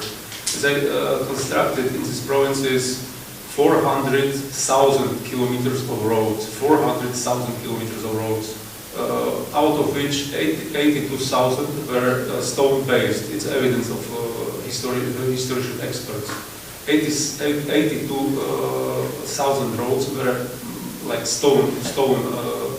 It has also some agricultural sense, commercial sense, also military sense, but it doesn't very much. But these roads brought economic development to these provinces. It's a historical fact. And also Romanian Empire came to the territory of Slovakia until the Trenčín, at that time Mauritius, and we can also find bridges still still in shape, not used because it's a historical monument at the moment, but after 2,000 years they are still in shape, and it could be. So it's like a lesson for us that it's like very obvious that roads bring prosperity. That's why we are a bit, for example, in Slovakia, surprised when we see some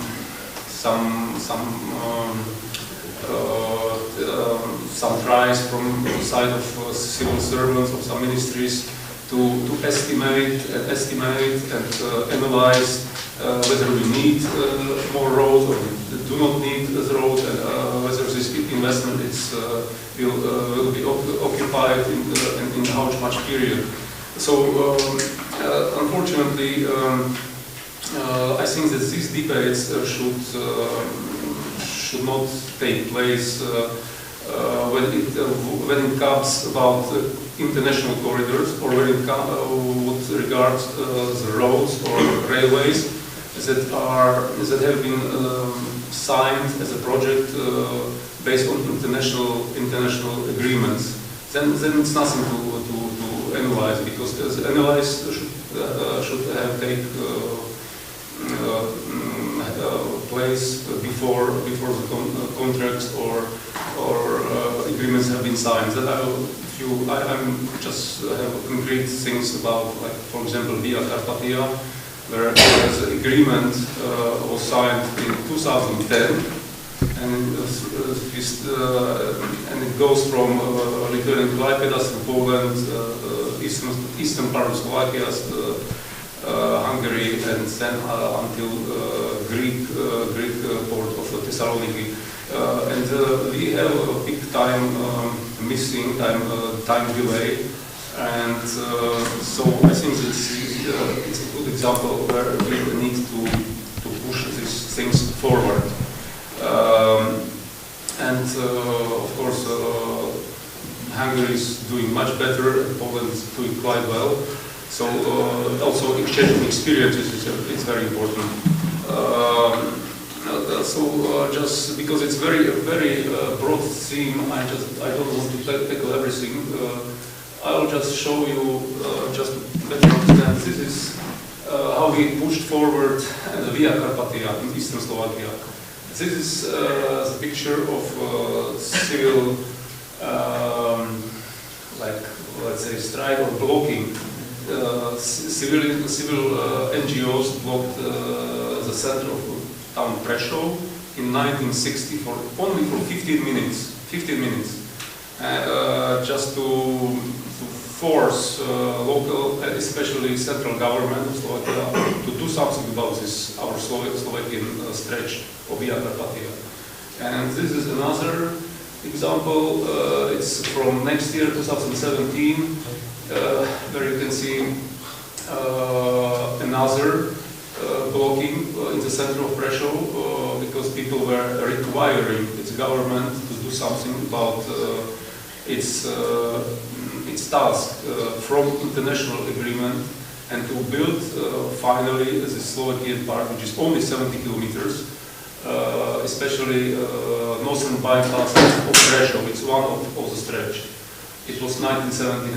I think it's also had played a good role because the government started to be more active, and the first phase of the Prešov bypass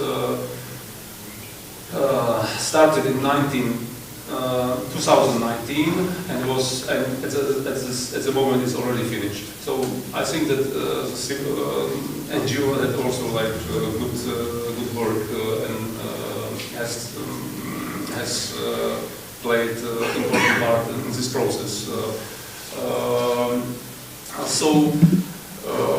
For us, every kind of transportation needs to be pushed from the expert point of view, because we are lagging behind in road transportation. It's D1 highway where we don't have still after 50 years. Slovakia doesn't have a highway connection between Bratislava and Košice. The first political promise was to be finished for this highway was 2010. 2010 it should have been finished. So we are lagging behind already 13 years. But hope it will be pushed forward. It is project, so-called core project of European Union, TEE, Trans-European Corridor, and should be finished by Ukrainian frontier in Vyšné Německé or Záhon. So these three, it's very like long topic, but I'll just say here, these three now received financing. It's a highway to from Žilina to Čadca and to Polish frontier. It's also lagging behind, but has now financing amounting to 840 millions of euros from European funds, but should be finished until 2029. So now the debate is going on in Slovakia whether we will succeed in 2029, these three or not. I hope yes. And then Via Carpathia, so it's in eastern Slovakia. So then it was quite good success of our politicians, Minister of Transportation, that arranged in Brussels to include Via Carpathia, it's R4, for example, on the Slovakian side, to become so-called like extended core Trans-European Corridor, like a branch of extended core Trans-European Corridor, whereas the deadline to be finished is 2040, so it's plenty of time. And the important thing is that this success could give us financing from European funds, which is easier to finance such projects. What about rail transportation? I will not take too much of your time. There's a lot of just rail transportation. We are also lagging behind. There were mentioned already the velocity with which trains are going from Budapest to Warsaw. From Bratislava to Warsaw is the same, if not worse, but I think the same. The train, night train from Bratislava to Warsaw takes 11 hours. It takes 11 hours. And if I calculated the average velocity, average speed of this train, it's 66 kilometers per hour. 66, could you imagine? So it's like, I don't know, like in towns now we have 50, like within 50 kilometers per hour. So it's slightly more. And in day train from Bratislava to Warsaw, then average speed is 81 kilometers, slightly better. But now just to have imagination what's going on in the world, because it's always better to compare yourself with the best players, not with the worst, with the best. And the best, if you see in this graph, is China, of course. China has 41,000 so-called high-speed rail lines, So it's much better than in European Union. It's the best Spain. Spain had high-speed train, first high-speed train between Barcelona and Madrid, made in finished in the year 2008. Average, just to compare with the velocity with which we travel with trains or not travel towards the velocity of this train in Spain was 257 kilometers per. It's still 257 kilometers per hour. So there is, and it was done in 2008. And we see that then the France, TGV, and Japan are also doing well. The Poland, it's I don't know. It should be like 2021, but Poland is mentioned 200 and something kilometers. I know that you have Pendolino system on some stretches, so we are starting. But for railways, if we are going just to to increase the velocity.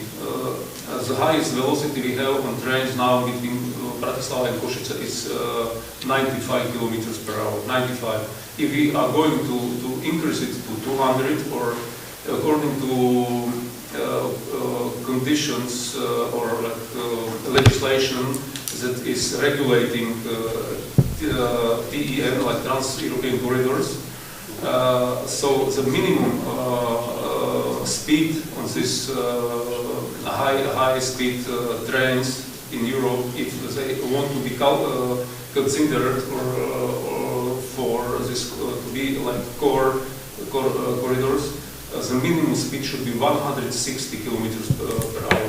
160. So you can imagine where we are now and where we want to go, and what tremendous amount of investments is needed to increase, because it's not just to buy like the new speed trains like the Ukraine ones. They bought speed trains from South Korea, and then they realized that they need to make the investments into rail lines, because they're not very competitive. There's plenty of work which is waiting for us, and for China, for example, they are testing now a totally new model of railway, like speed railway, where the average like speed is 600 kilometers per hour, but it's only in testing, and it uses magnetic field. So that means that the train somehow like a little bit, it's like few centimeters from this magnetic surface, and practically flies in the air. But this speed is unbelievable. If we would have this train in Slovakia, we can get to Warsaw in 1 hour, because it's something more than 600 kilometers, 670 kilometers probably. So, but this train is already in testing. But so I'm speaking about it because we need to focus on the new technologies, because with these technologies and with this railway system that we have now, we cannot get to this velocities. It's impossible.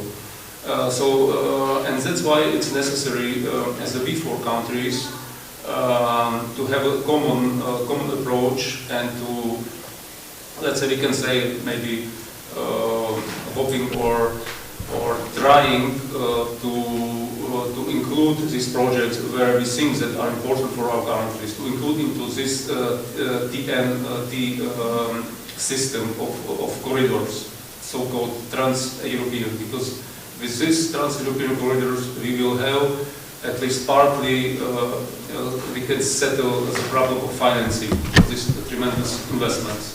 They have, for example, under this roof there is an organization called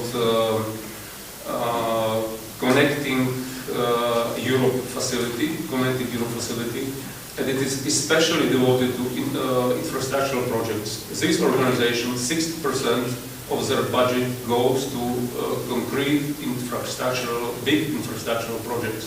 So this is where we concretely have to turn our attention.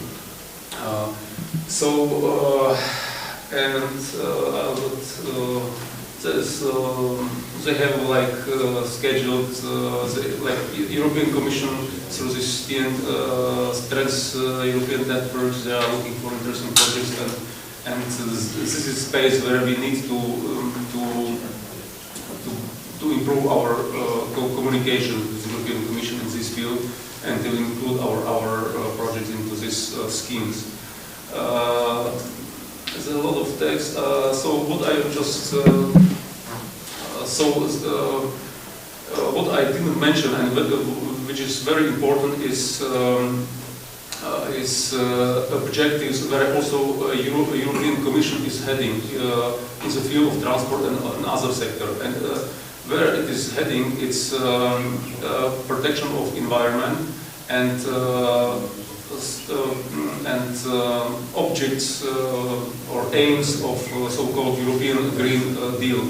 If you know something about the European Green Deal, it is very much will influence all sectors of economy, not only transport. It is already influencing agriculture, transport, cars, aviation, everything. Because the goals are legally binding. It is agreed on the level of the European Commission. It is legally binding, and it is settled. The first goal is until 2030, fit for 2035, until 2030. It's 55% reduction in green gas emissions, all green gas emissions, 55%. And we are now in 2003, and 2003 year is coming to its end. So actually we have only something like 7 years to go to this objective, and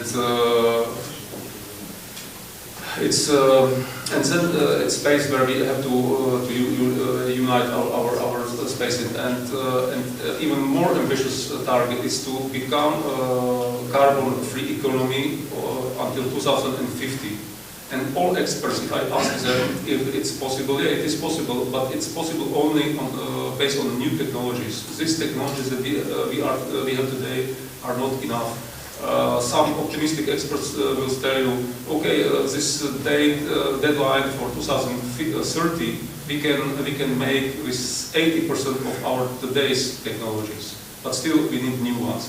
So we also in V4, I would like recommend have to pay more attention into innovations and into support, or especially starting companies where that would like to present its good ideas in the sphere of science and innovations.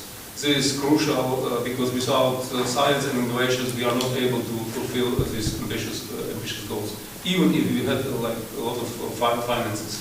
And another sphere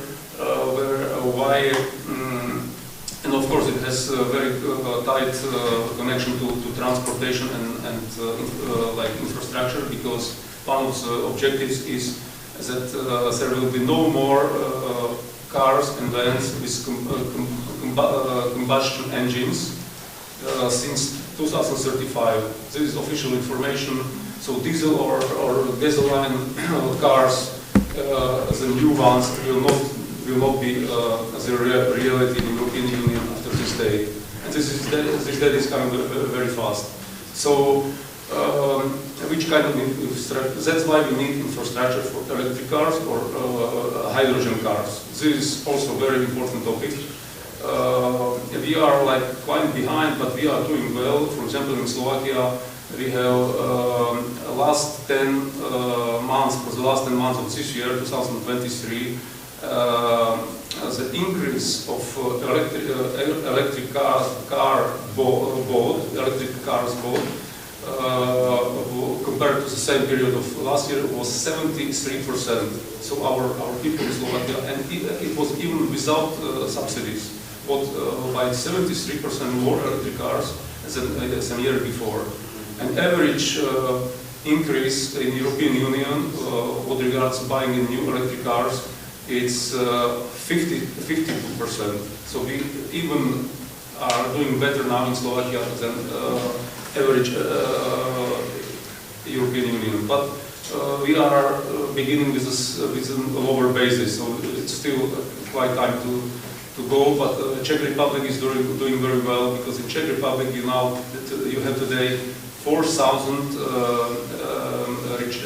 rechargeable stations for electric cars to charge, and it's even more than classical fuel stations. So they even exceed the number of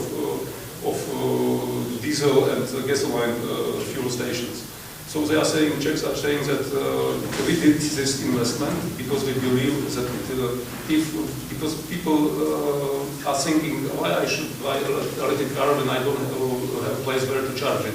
So they went and go in advance and built a very good infrastructure already. Not to speak very much because it's a very long topic, the last slide would be why European Commission put such ambitious targets. Because it should also give benefit for the citizens. Now in V4 format, we have Czech presidency at the moment, and Czech presidency, their best slogan or main motto is do it for citizens, to make better life for the citizens of V4. And now on this graph, it's from 2021, I think.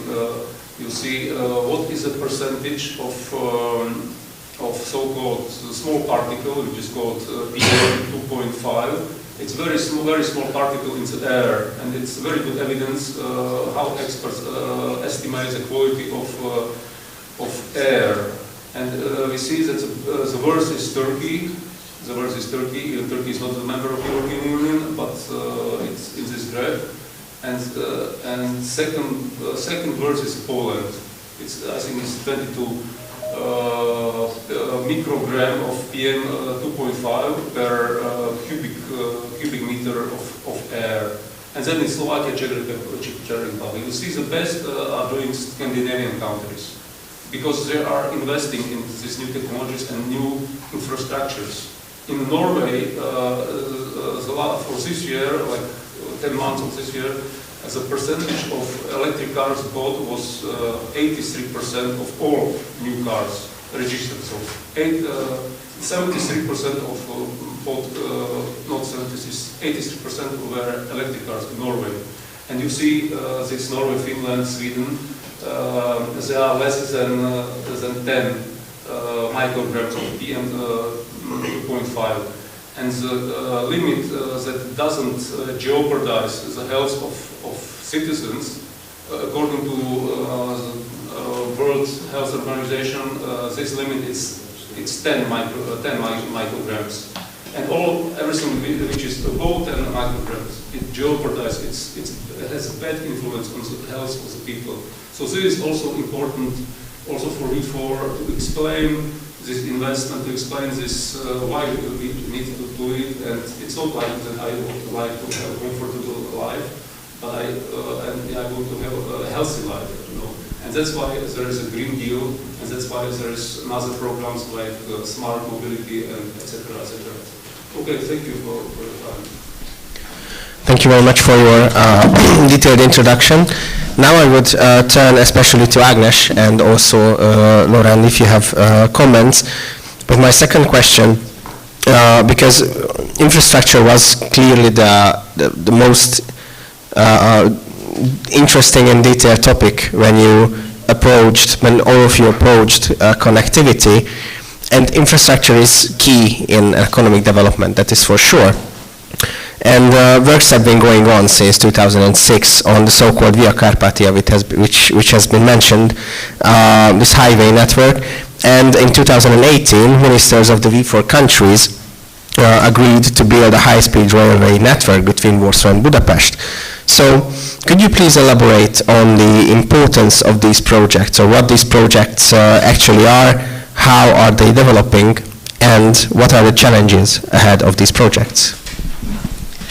I think the presentation of my Slovak colleague already explained a lot about these projects, and just to summarize what already was said, I think we can say, or we can agree, that getting ready or put electromobility as a flagship project of, or one of the flagship projects of the V4 Cooperation can be one of the pillars of the cooperation in the future.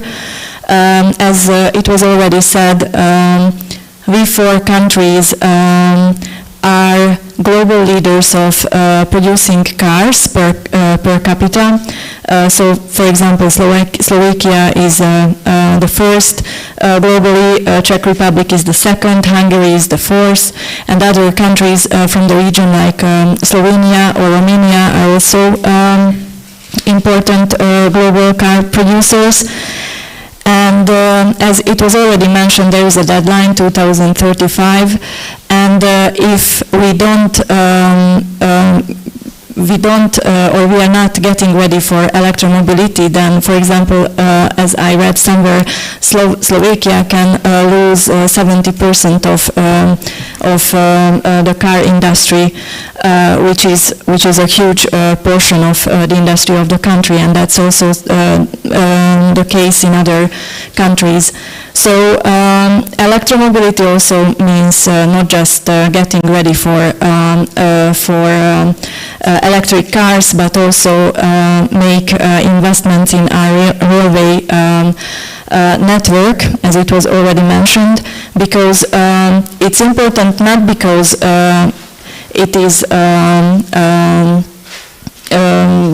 environmental friendly and it can shorten the distances between the capitals or between these regions, but it's also important because it can also open other regions and other kind of cooperations for Central Europe, and it's, for example, the being connected to ports, north and to the south as well. For example, in the last few years, three important ports are getting more and more significant in our region. This is Trieste, Rijeka, and Koper, Slovenia, Croatia, and Italy. And in this way, we can also connect V4 countries with these ports, and which means that not only because of transportation, but because of the flow of raw materials, oil, for example, and these kind of things can be easier and safer for our countries as well. Not mentioning the fact that because of the location of these ports, the time of delivery is shorter than in case of northern or German ports in the region. I don't know whether others would like to. I just like to add, because you asked about speed railway between Budapest and Warsaw. So what I have information from joint statement of the ministers of transportation of Hungary, Czech Republic, Slovakia, and Poland. They made this joint statement, I think, 2022, when they used, this is what I probably said, but I will just repeat it. They used this historical moment when the legislation of European Union on these trans-European corridors where to be adjusted, there was space, time space for some kind of interference into this legislation, and also pushing its own projects. And these ministers of V4 did a good job, because they, if I am informed well, they arranged at the European Commission that there will be accepted the project of high-speed rails, not only between Budapest and Warsaw, but it's officially called high-speed railways between all V4 capitals, That means including Prague.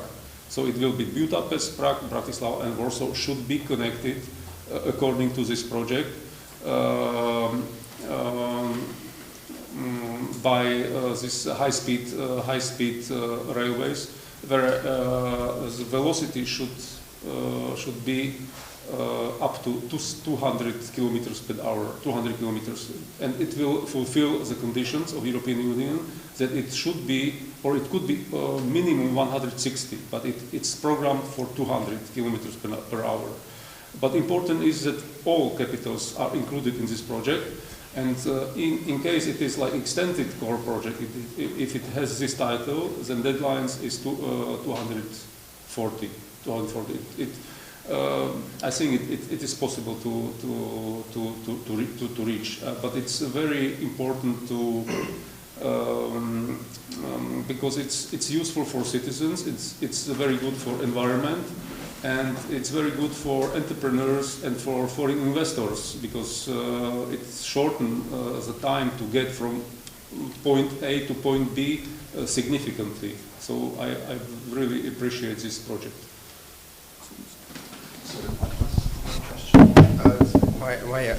So the question was, why are these projects important? And let me add also, I also asked what are the challenges, but let me just add a brief comment to roll the discussion further. I personally see, as not an infrastructural expert, that there are always big plans, you know, and maybe even plans which sounds more like dreams, and then there are certain structural reasons that these projects are not going forward, or going forward only pretty slowly. And you know, sometimes they say it's the finance, they really cost a lot of money, as you mentioned before. But is it the only reason, or are there any reasons like a lack of political will, or doubts about the return of the economic benefits, or what could be the reasons that these projects are developing much slower than one could expect? My short answer for this question is that, as we can see in our region, everything goes slower than in our parts or other parts of Europe in general. But we have to note that these are mega projects. These are projects which need tremendous funds. And these projects are long-term, really long-term projects. And I think you mentioned the Via Carpathia. Via Carpathia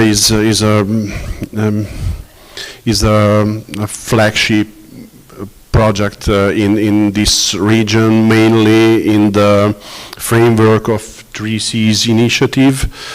But unfortunately, we can see that it moved forward very slow. We can say that we in Hungary we have our part of stretch, but I had the possibility to travel by car in Via Carpathia region, and I experienced that between Prešov and Polish border, and forward from Polish border to Rzeszów, we miss the motorway. It is very important to develop this axe, but I see there is a room for other developments, transport infrastructure developments, not only the motorways, but also the train. And our friend from Slovakia, he mentioned about the new technologies which we can find on the global stage, on the world stage. I have my experience with my own experience with Chinese high-speed trains. It is something unbelievable what is there. But to be honest, I would be very, very satisfied if we would have here in Central Europe not these modern technologies, but the old technologies. I would be very satisfied with the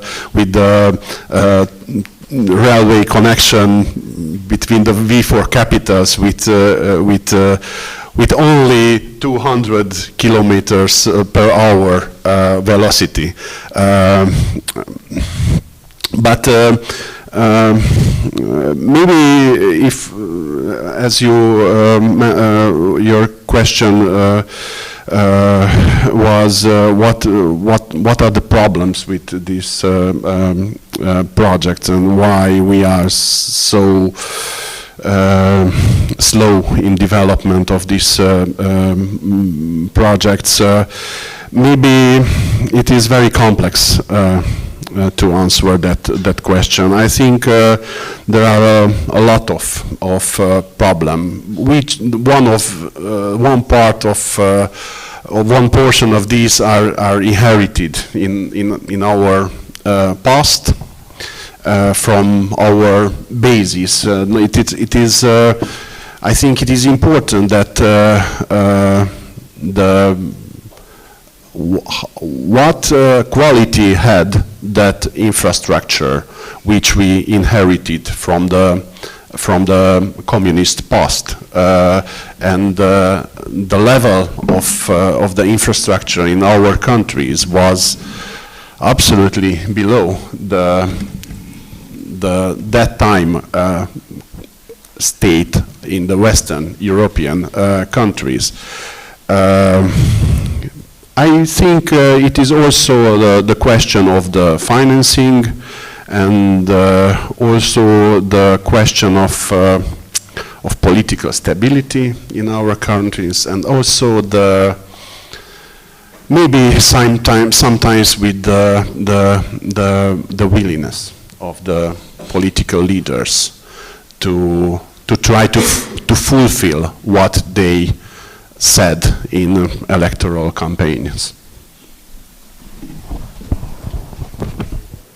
If I can add our experience from Slovak Republic, we really, what regards the roads, we are really behind. We accept this information, and we know, and we even know where is the problem, because it's our own experience. And the problem is even quite clear for us, at least for us, the problem is quite clear. And from one side, there are finances, but it's not the biggest problem, because really, if the management of the Ministry of Transportation is on the professional level, so they can arrange the finances, and if they have good arguments, I think even from national sources, from state budget, it is possible to find the finances. So finances are not the biggest problem. The biggest problem from our perception, it's a bureaucracy, which is like from year to year and changing of political managers, and one group of people comes to the managerial positions, and a few years later another and another, and there's not this continuity, and the bureaucracy. That really makes us as a big problem. But everything, it is possible to settle it. It's not something that if in Spain our colleagues from European Union managed to do high-speed rail in 2008, so we are worse? No, we are not worse as the Spaniards. We are, they are more clever? No, they are not more clever than us or the Polish people or Slovak people or Czech. So it's not the problem of money or technologies, it's a problem of the processes. And our processes are really very complicated. And this is where, and what is quite funny on it is that to streamline processes, it doesn't cost you nothing, you know. It's just amendment of laws, amendment of legislation. It's all you need to do. And there are people like sitting on these places in state sector where they get salaries for it. So you don't need to pay special grants for it. You need just to have this political leadership. This is most important. Is this political leadership based on expertise and expert knowledge is on place, the things happen and things go faster.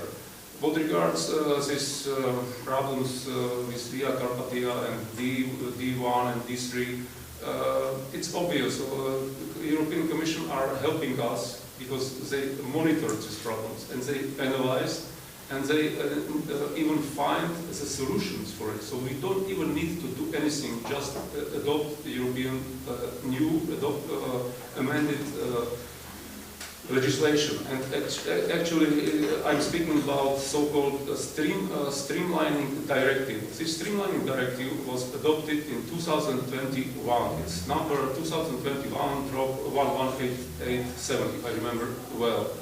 And it is obligatory for every member state to adopt this legislation. And what it is about? It's especially of getting rid of this bureaucracy, of this red tape. And I just mentioned a few aspects of this directive to maybe you will understand it better. The first postulate, first rule of this legislation is that the processes leading to the any permission, either building permission, construction permission, or permissions with regards to environmental legislation, should not last longer than 4 years. Not longer than 4 years. But into these 4 years, there is already so-called environmental impact assessment. It's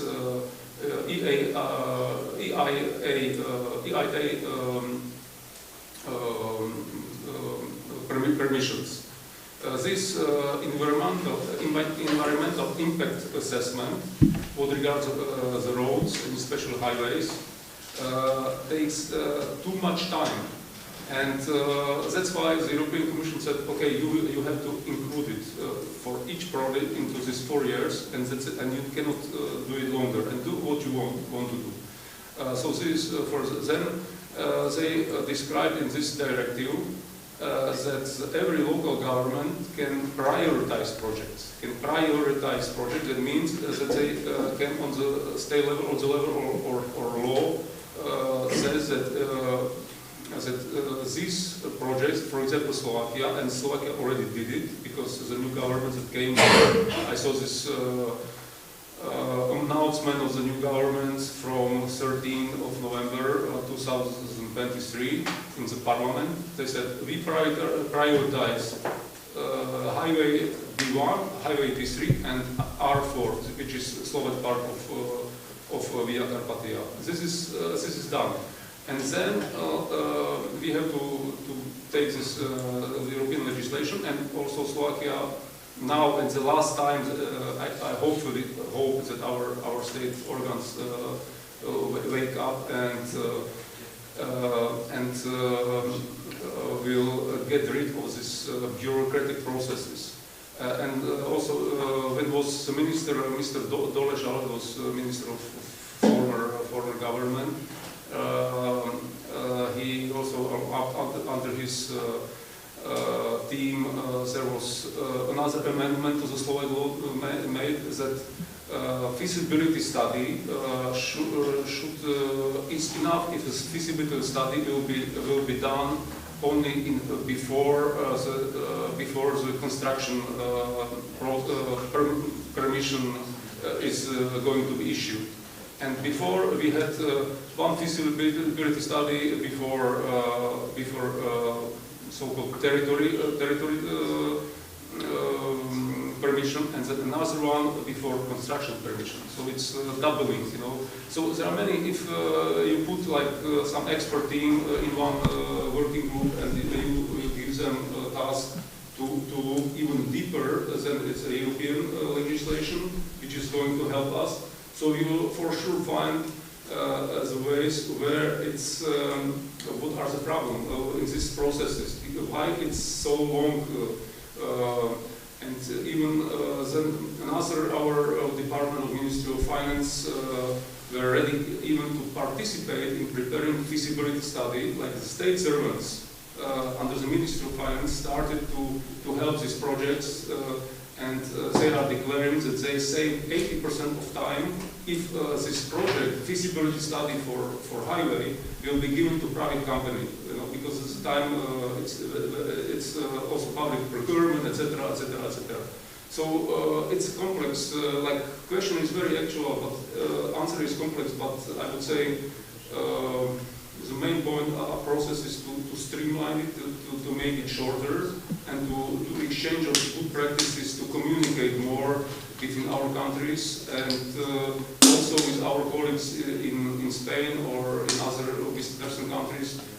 I think they are ready to share their best practices, because we are not competitors. Actually, we are in another part of Europe, and to find the models that would work, and last but not least, to inform about if there is some problem. To inform, there is important to have journalists, because as I explained you, the case with Via Carpathia, when the people were to block the road in Prešov, then they showed, they sent the signal to the government that this is not the way we want to do it. We want this road to be as soon as possible, not in the next century. Through information, through some working groups, through getting rid of bureaucracy, I think there is the real instruments where we can make it faster and get finances also from European Union through these trans-European corridors. Thank you.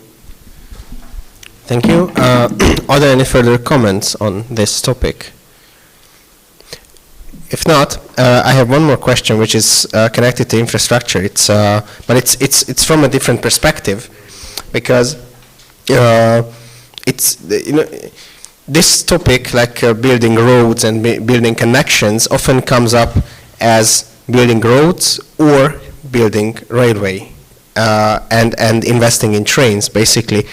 And it's not without reason, because on the one hand, we have many arguments for trains. They are sustainable. They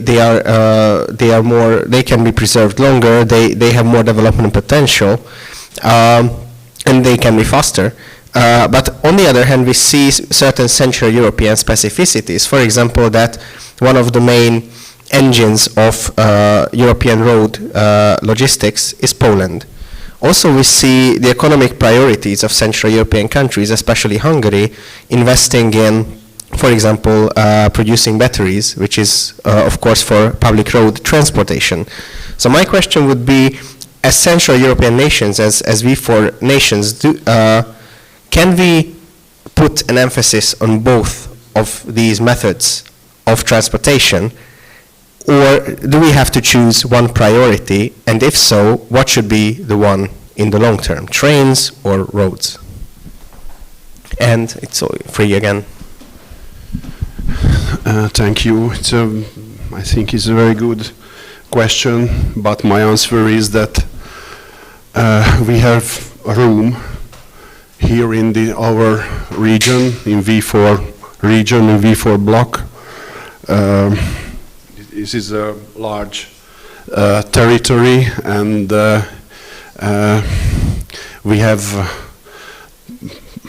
we need and we have room for both type of transport networks development, because if we compare our actual state with Western Europe, there is a very large gap between our connectivity and their connectivity. My answer is that we can put emphasis on the both type of infrastructural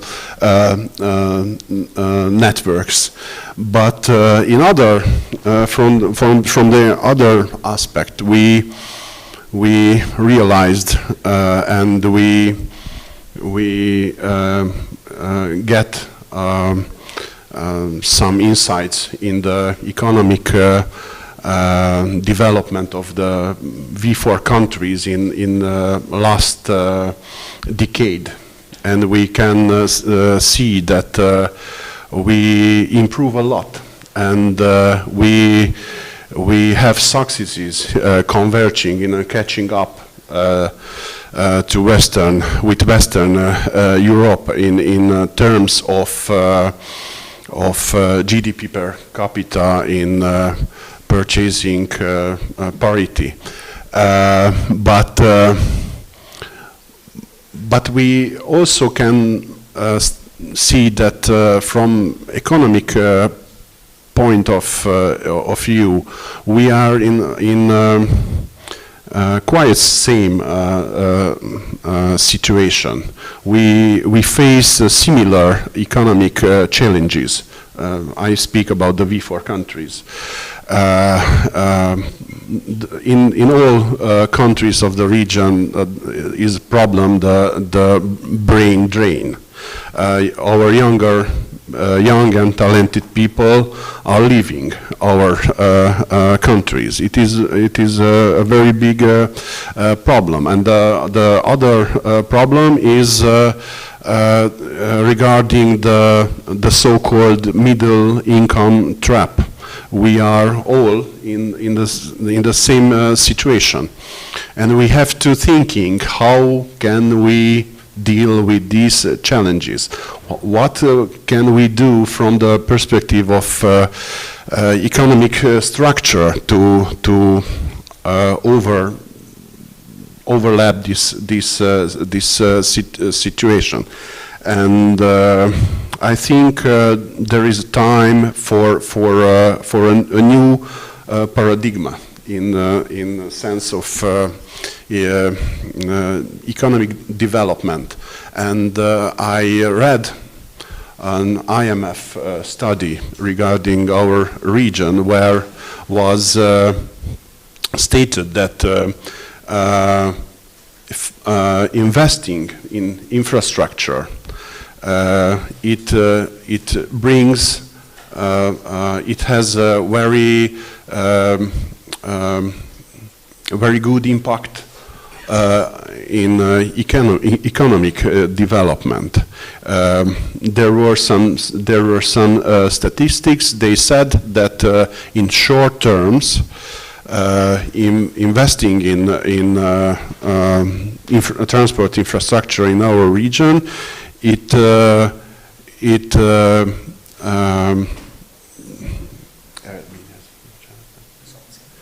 results 0.5 to 0.8 basis points GDP growth, and in long term it can result more than 2 percentage points of GDP growth in every year. And I think if we have a look on the global economy, we can see that there are very substantial changes. And maybe if this region want to be more successful, we have to thinking in common about to how we can fit our or to cooperate on the level of economic strategies, because we can say that it is very hard to have a successful country in terms of economy, to have a successful country in the region which is not successful. From my point of view, it means that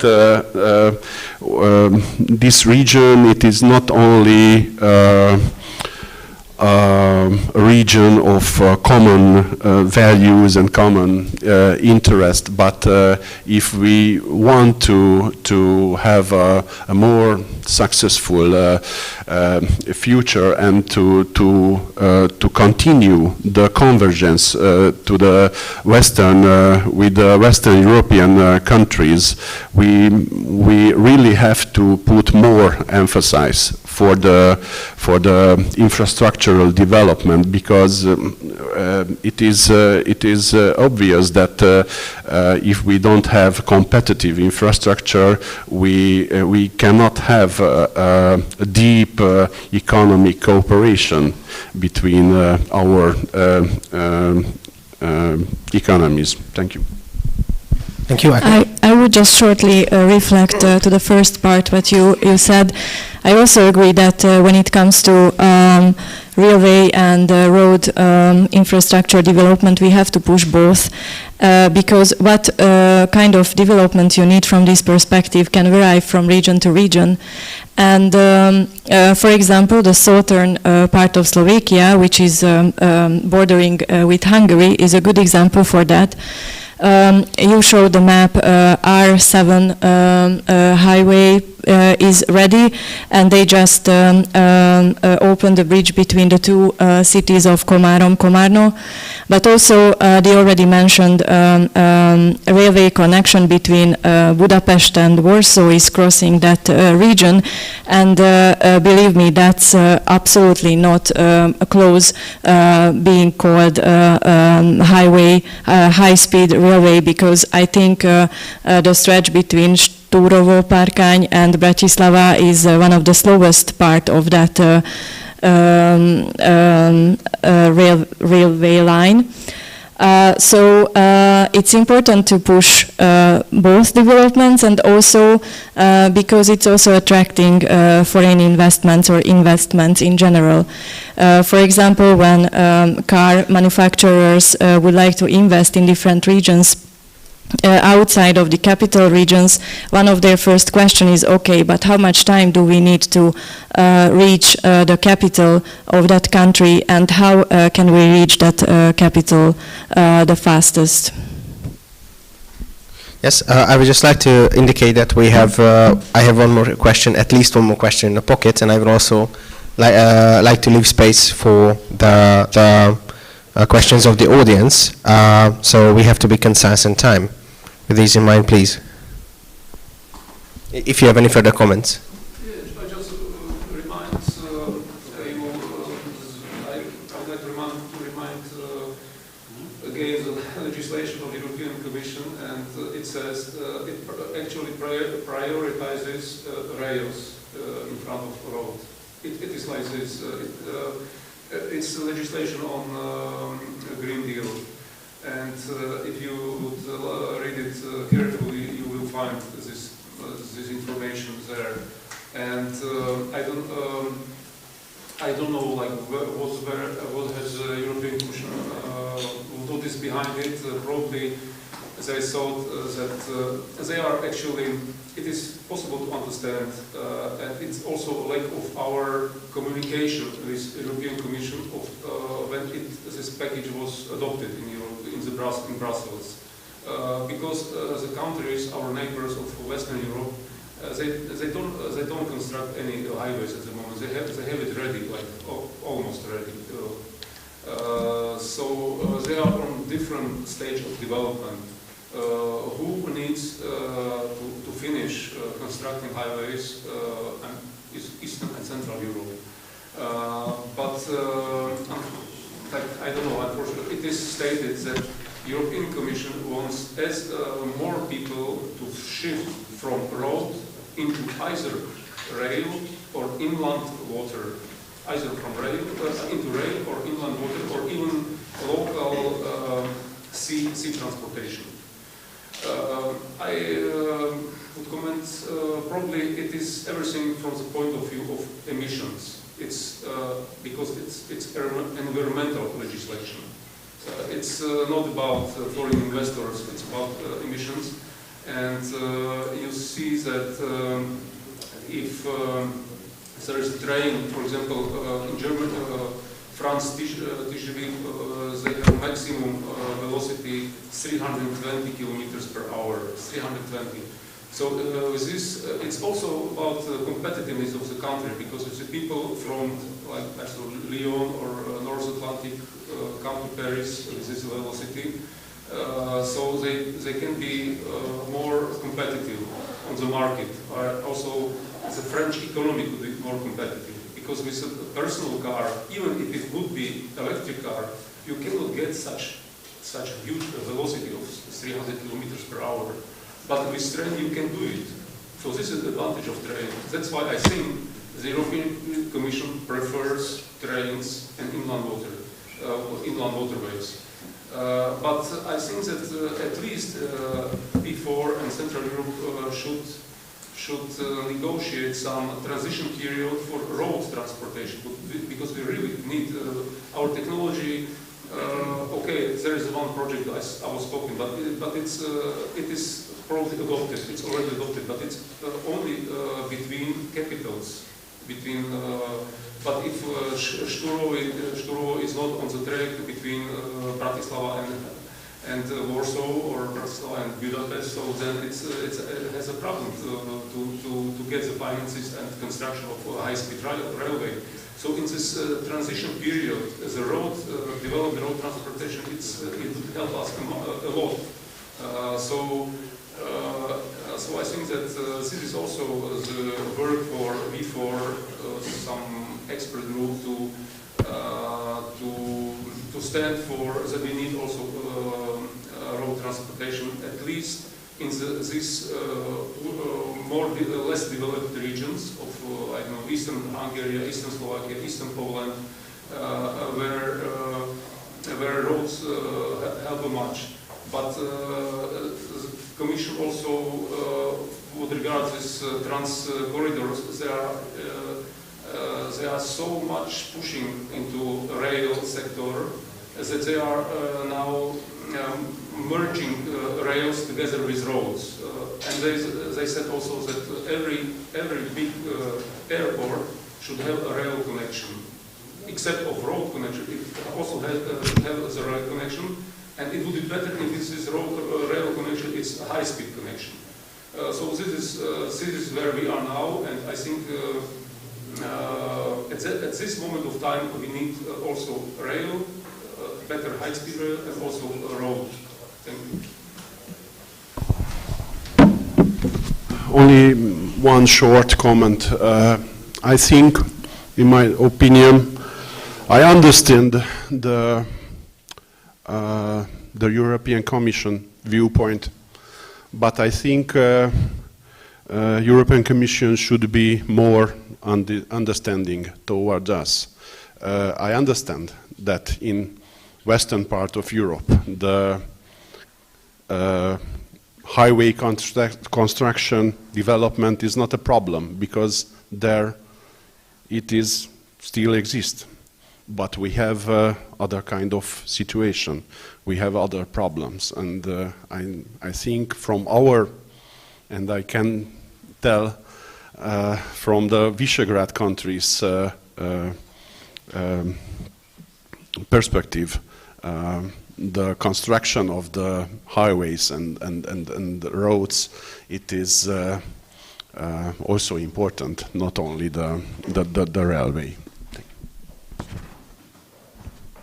Thank you. I would like to ask my last question and ask you, all three of you, to briefly reflect on that. You mentioned, Alexander, that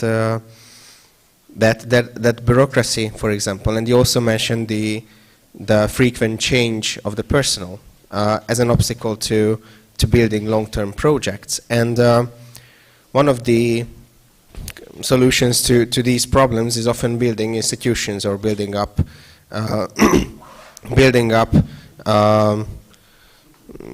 projects or agencies with distinct personnel, distinct goals and finance.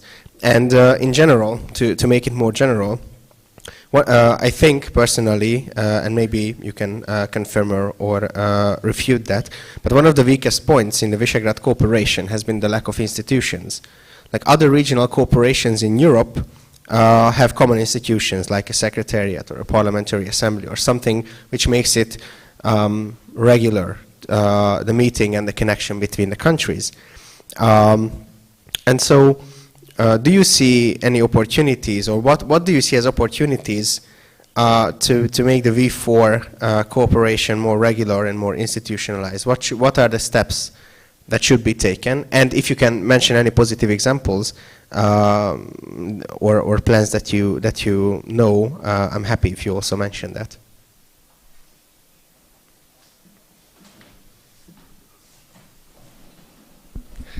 Thank you. I don't believe in institutions. I don't think that what we need in V4 cooperation framework is I don't think that the problem is the lack of institutions. We have only two institutions in the Visegrad 4 framework. One is the fund, which has the headquarters in Bratislava, and I don't know if you know that in Budapest there is a V4 patent office. These two institutions are the V4 institutions. We can say that it is under institutionalized cooperation platform. But to be honest, I don't think that if we would have Secretariat and Parliamentary Assembly, it would result that we would be better in development of or construction of infrastructural projects. I think these cooperation or these developments could be managed more effective in bilateral and multilateral basis, but maybe we have to learn more about the culture of effective cooperation between our countries, and I am not sure that the institutionalization would change in this respect. Let me just give another question or an inquiry for clarification, because I see this viewpoint as very clear and very well grounded. But don't you see a pattern in V4 that someone has an idea, or they start to voice that we need stronger cooperation, and there are arguments for it, and then the momentary interests change or the personal changes, and the person who had the idea is not in the office anymore, so that we don't have this sort of continuity in our cooperation. Do you see that the current forms of cooperation are sufficient if we are committed for example, infrastructural projects? Sorry, only one. Because I was working in administration, I was working in ministry. I know that on ministerial level we have we had everyday, day-by-day contact with our colleagues from other V4 countries. I think only on that basis, without new institutions, I think there is a possibility to manage this type of projects. But to be frank with you, I don't know what is the real reason for what we are not moving faster in these large projects. Sorry. I will tell you my opinion. So I just was watching a bit how it works in another part of Europe with regards to regional cooperation. And of course, there are these regional units everywhere. Baltic countries have it. Northern part of Europe has established regional cooperation, and probably also institutional institution. Mediterranean countries, there is Central Europe, of course. We are not the only. V4 is not the only one. There is also a Central European initiative where there are 18 countries members, and they have Secretary General in Trieste in Italy, and have one person which is many years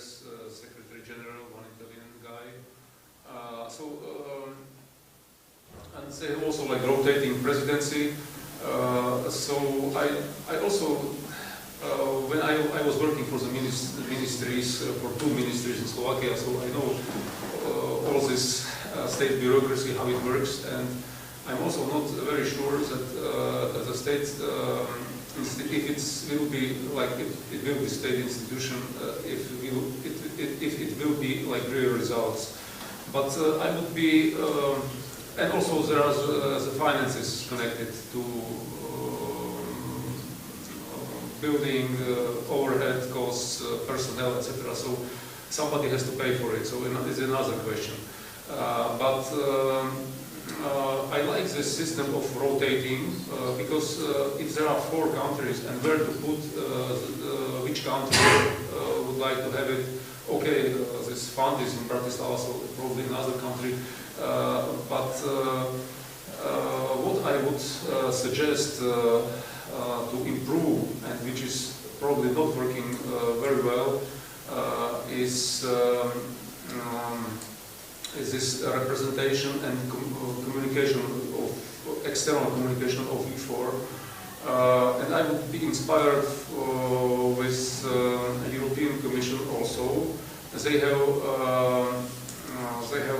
strict leadership, let's say leadership, because it should be leadership of this trans-European transportation corridors. There are 9 trans-European corridors, and each of these corridors have its national, so-called national European coordinator. And this person is like politically and also professionally responsible for development of this corridor. And anybody, any entrepreneur could turn to this person because his picture, his contacts, his secretariat, it's published on the website of the European Commission. And for example, like former Prime Minister of Slovakia, Iveta Radičová, became European coordinator of corridor called Mediterranean. So unfortunately, she cannot help us because we are not in Mediterranean. But the system, it's interesting. The system is interesting because there is a concrete person. Of course, it's for a certain period of time, and then there will be somebody else on this position. But if I was trying to find a national coordinator of V4, each country, for example, national coordinator of V4 from Poland, or national coordinator for V4 from Czech Republic, or from Slovakia, I didn't find anybody. We have that kind of coordinators. Yeah, probably you have, but I didn't find it, you know. So if I would pretend that I am a general person from the public and I want to speak to it, so it should be like communicated, you know. I know that Czech Republic also have, everybody have it, in Slovakia also, but it's somewhere hidden that general persons cannot find it. So this is a problem, these barriers in communication. I'm not saying that you don't have it. You have it, but this person are not seen. This person are not heard about. You know? So that's what I gave you example of European coordinator for this trans-European transportation corridor, because it's you can easily get contact. And if I found contact of Czech coordinator, it's some department of the Ministry of Foreign Affairs of the Czech Republic. It's department, but it's not a person. Maybe in Hungary you have a concrete person, but it should be improved. And I'm sure that in Slovakia, when we will go to the Ministry of Foreign Affairs, we will for sure find this coordinator. But through internet, it's impossible to find. So this is the problem, you know, because if there is some idea for, there is some good idea that that some subject, either from Hungary or for Slovakia, or for other member of E4 would need somebody to help him to push this idea on the European level. He don't know to whom to turn, you know. And of course there is a presidency country. Okay, so presidency country. If you search, maybe he will find. So he will put some phone calls, and that's it. He will find it. But it should be like transparent, and it should be clear. So this is like And it would cost nothing, you know, because officially the representatives are ministers of foreign affairs for V4, you know, but they need to be more visible. This is my idea. And do you have a response for that? Okay. Thank you very much. And now in the last 10 minutes, I would like to open up the floor for questions from the public. So if you have a question, please raise your hand. Okay, so I see 3 questions. One, can I ask for help for the microphone? Yep. And I ask for the questions and for the answers also to be very brief. Yeah, thank you. So thank you for the great debate. There were many great ideas, and I agree with most of them.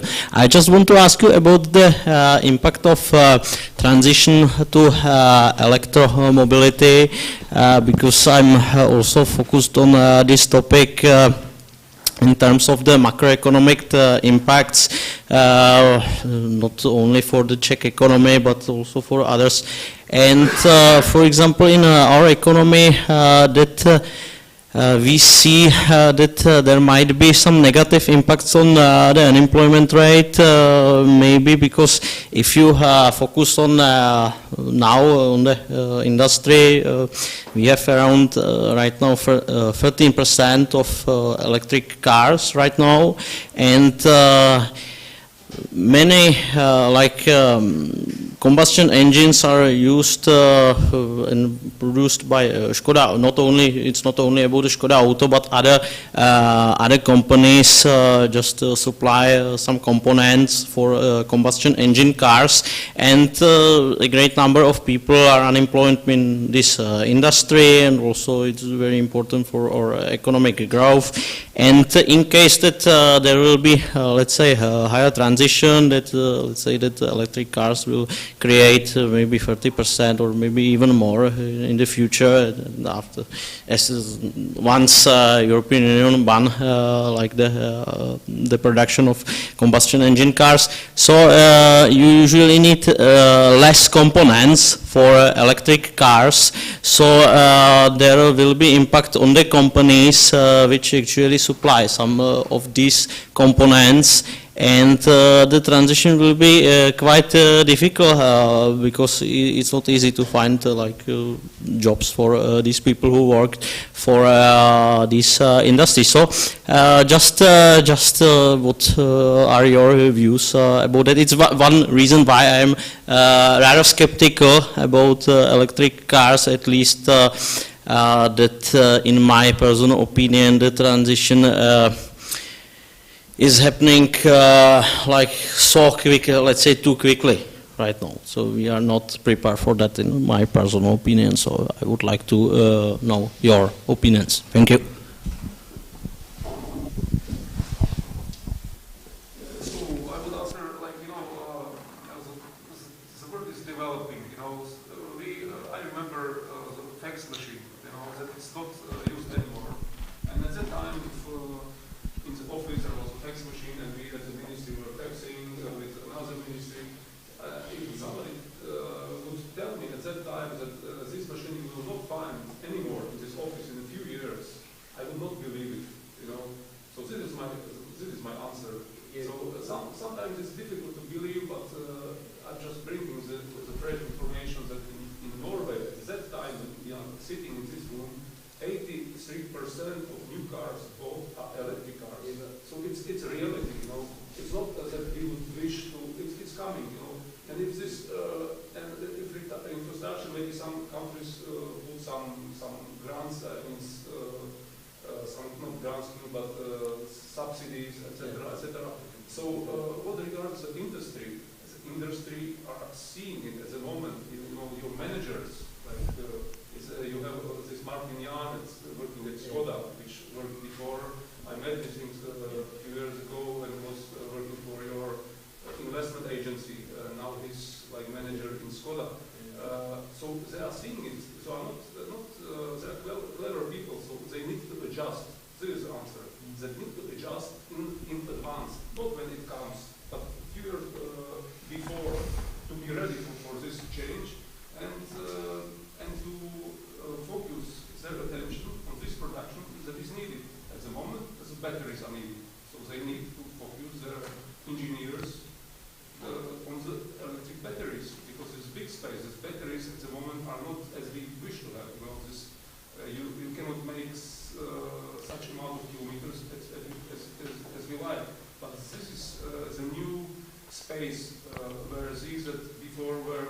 some spare parts for combustion engines should be clever enough to transfer themselves to the new productions. Otherwise, you cannot change world as a world. You can only adjust. That's my answer. Thank you. Are there any further reflections? Very quickly, and just to, I really encourage you to have to continue this discussion if both of you are open to it, because it's really interesting. Only very shortly, it is a very good question. I think it is a very important question. I only want to mention one statistics which I read last week, that in Germany the electric car, the amount of sold electric cars was a decrease about 50% because they stopped the state subvention which the German state gave for car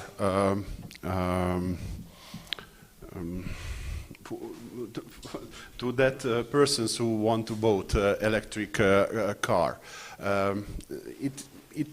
I think there are some questions regarding the future of that technology, I think.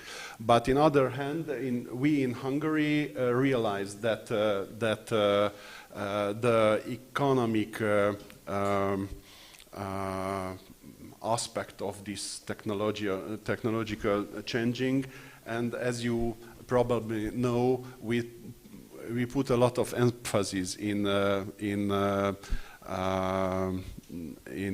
new electric battery companies to come in Hungary, and we have 4 or 5 these projects because we want to resolve this question of what will bring the changing from the combustible motor technology to electric car technology. It is a very tough question. It is, and just very shortly a reflection to your question. One, that what you just raised is unfortunately true in general regarding using new technologies, artificial intelligence and such things. But on the other hand, as it was mentioned, Hungary has these investments regarding these batteries. But what is important is that investment is not enough. So we have to also focus on education, training, and open these investments towards other fields of industry. I know that you have other comments on that. It's visible on your face, but let's. Another fresh information. On 22 of November this year, so very recently, in Slovakia, we signed a memorandum of understanding with joint venture of one Slovak innovative company and Chinese company to produce 20 megawatt hour of batteries, electric batteries per year. And investment in first stage, it's estimated to be 2 billion euros. First, second stage, another 2 billion euros. So altogether 4 billion euros of investments to produce electric batteries. So this is also like a way how to adjust to the situation. I would like to provide space for one more question. Please state the question in 3 sentences and 3 sentences to each answer, please. So Mr. Sakal, you mentioned on the end of the whole conversation that the V4 should have a new paradigm about infrastructure development, and which would be about common goals in order to escape the middle income trap. But it's a really big commitment. So what do you think? Can politicians be agreed on this paradigm across the aisle in every country? And because V4 is politically really divided by this time. Now I also would like to ask Mr. Skóra that you mentioned a couple of times that the bureaucracy in Slovakia and in other countries are having a bad impact on developments. So if there would be a new paradigm about have a common goals in infrastructure, can it be achieved politically, and can it be made with bureaucracy? Thank you. It is also a very good question. I am optimistic regarding the future of V4 cooperation. All of us, we know that there are some issues with, from the political point of view, actually divide us, and it makes a little bit harder to cooperate in some areas. Maybe political questions, but I think to cooperate on the field of the economic cooperation or on the issue of infrastructure development, it is not the question of ideology. Because of that, I think in these really hard times, maybe the only way to push forward this cooperation is to cooperate alongside our interests.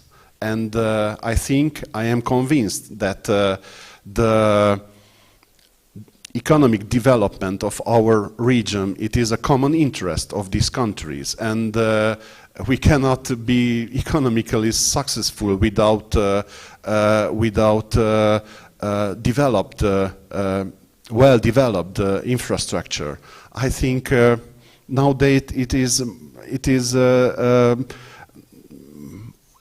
maybe the only issue in which we can cooperate without any ideological constraints.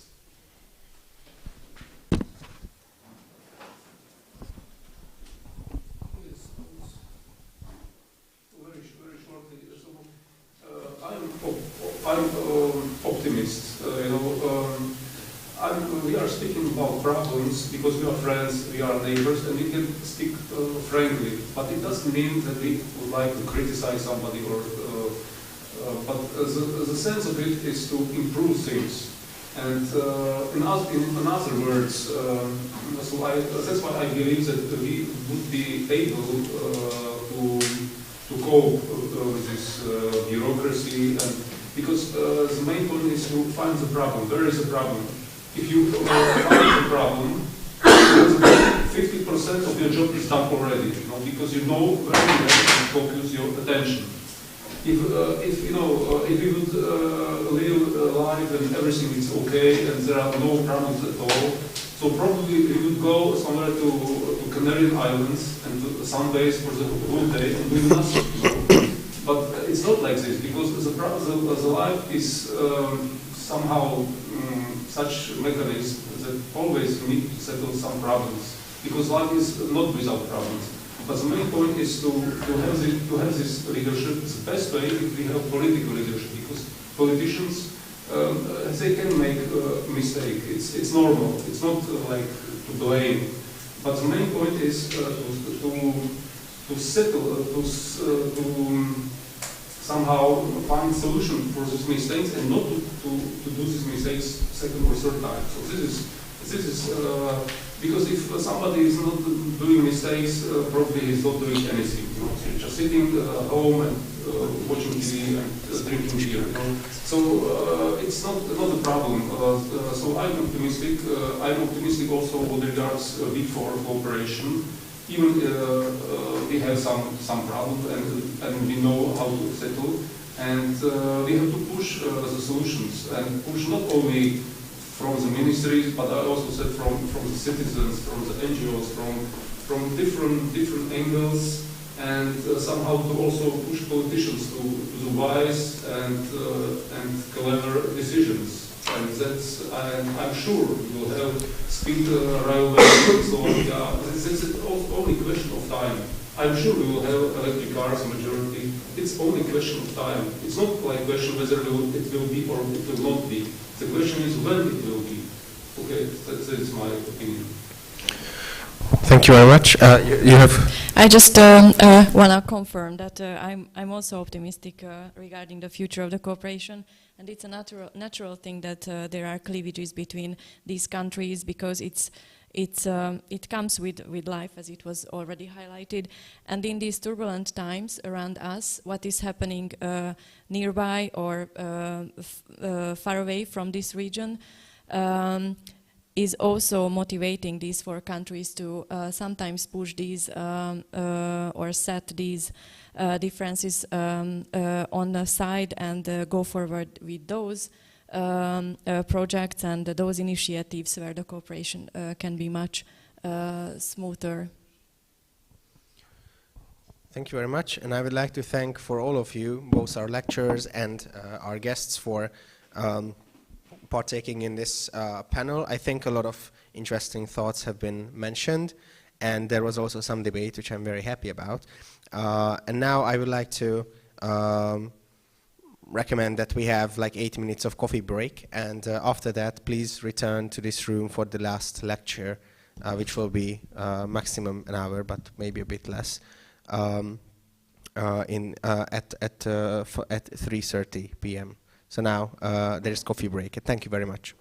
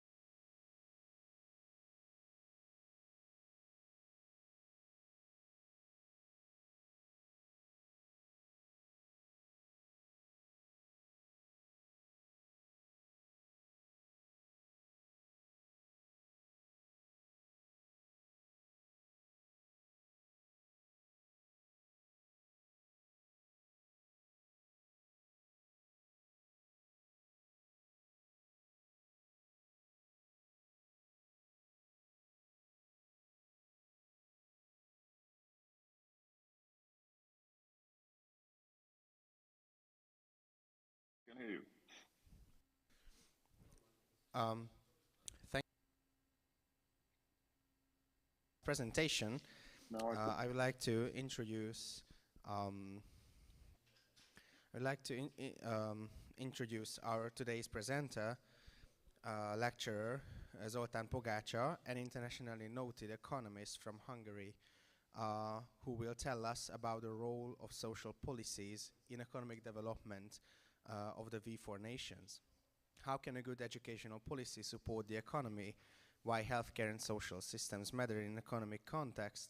These are questions that are part of his research and part of his work, not only in Hungary but in more countries, and we are eager to hear his thoughts.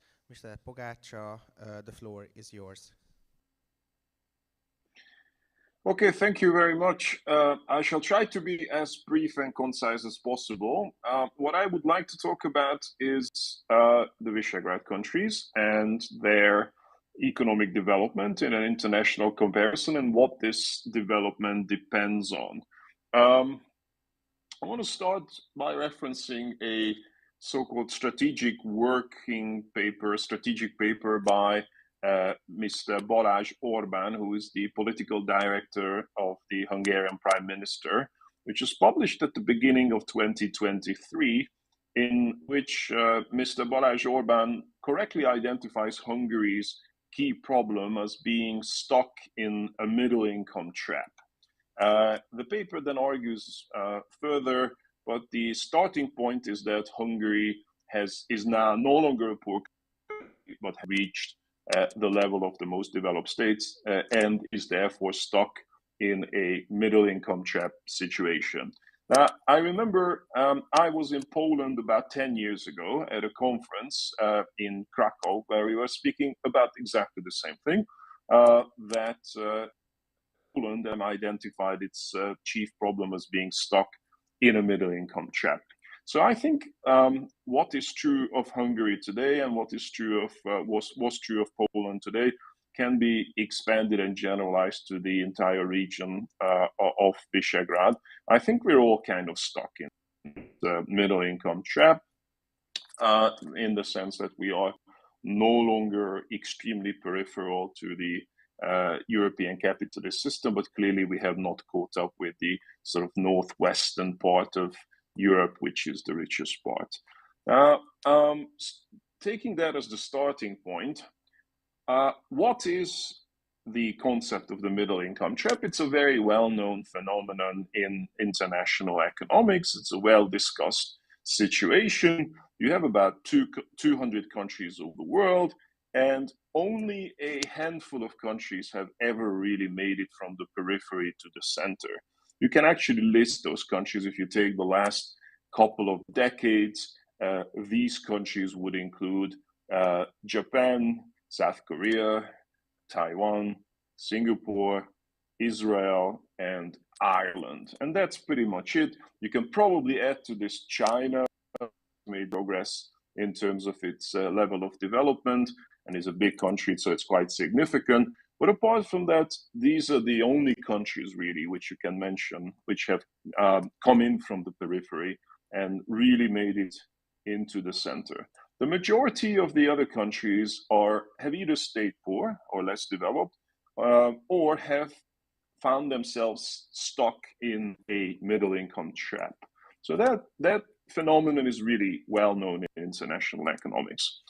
It has a literature, and if one reads the literature of the middle-income trap, then I think the common denominator of all these countries which were successful is one thing, and it's a reliance on human resources, massive investment into human resources. So what connects the Far Eastern developmental states with the Middle Eastern economy of Israel, with the Irish example on the very western periphery of Europe, is no other thing, because otherwise these countries are extremely different from one another. But the one thing that does connect them is massive investment into human resources. And that, of course, means primarily education, but also healthcare and similar issues, social policy to back it up,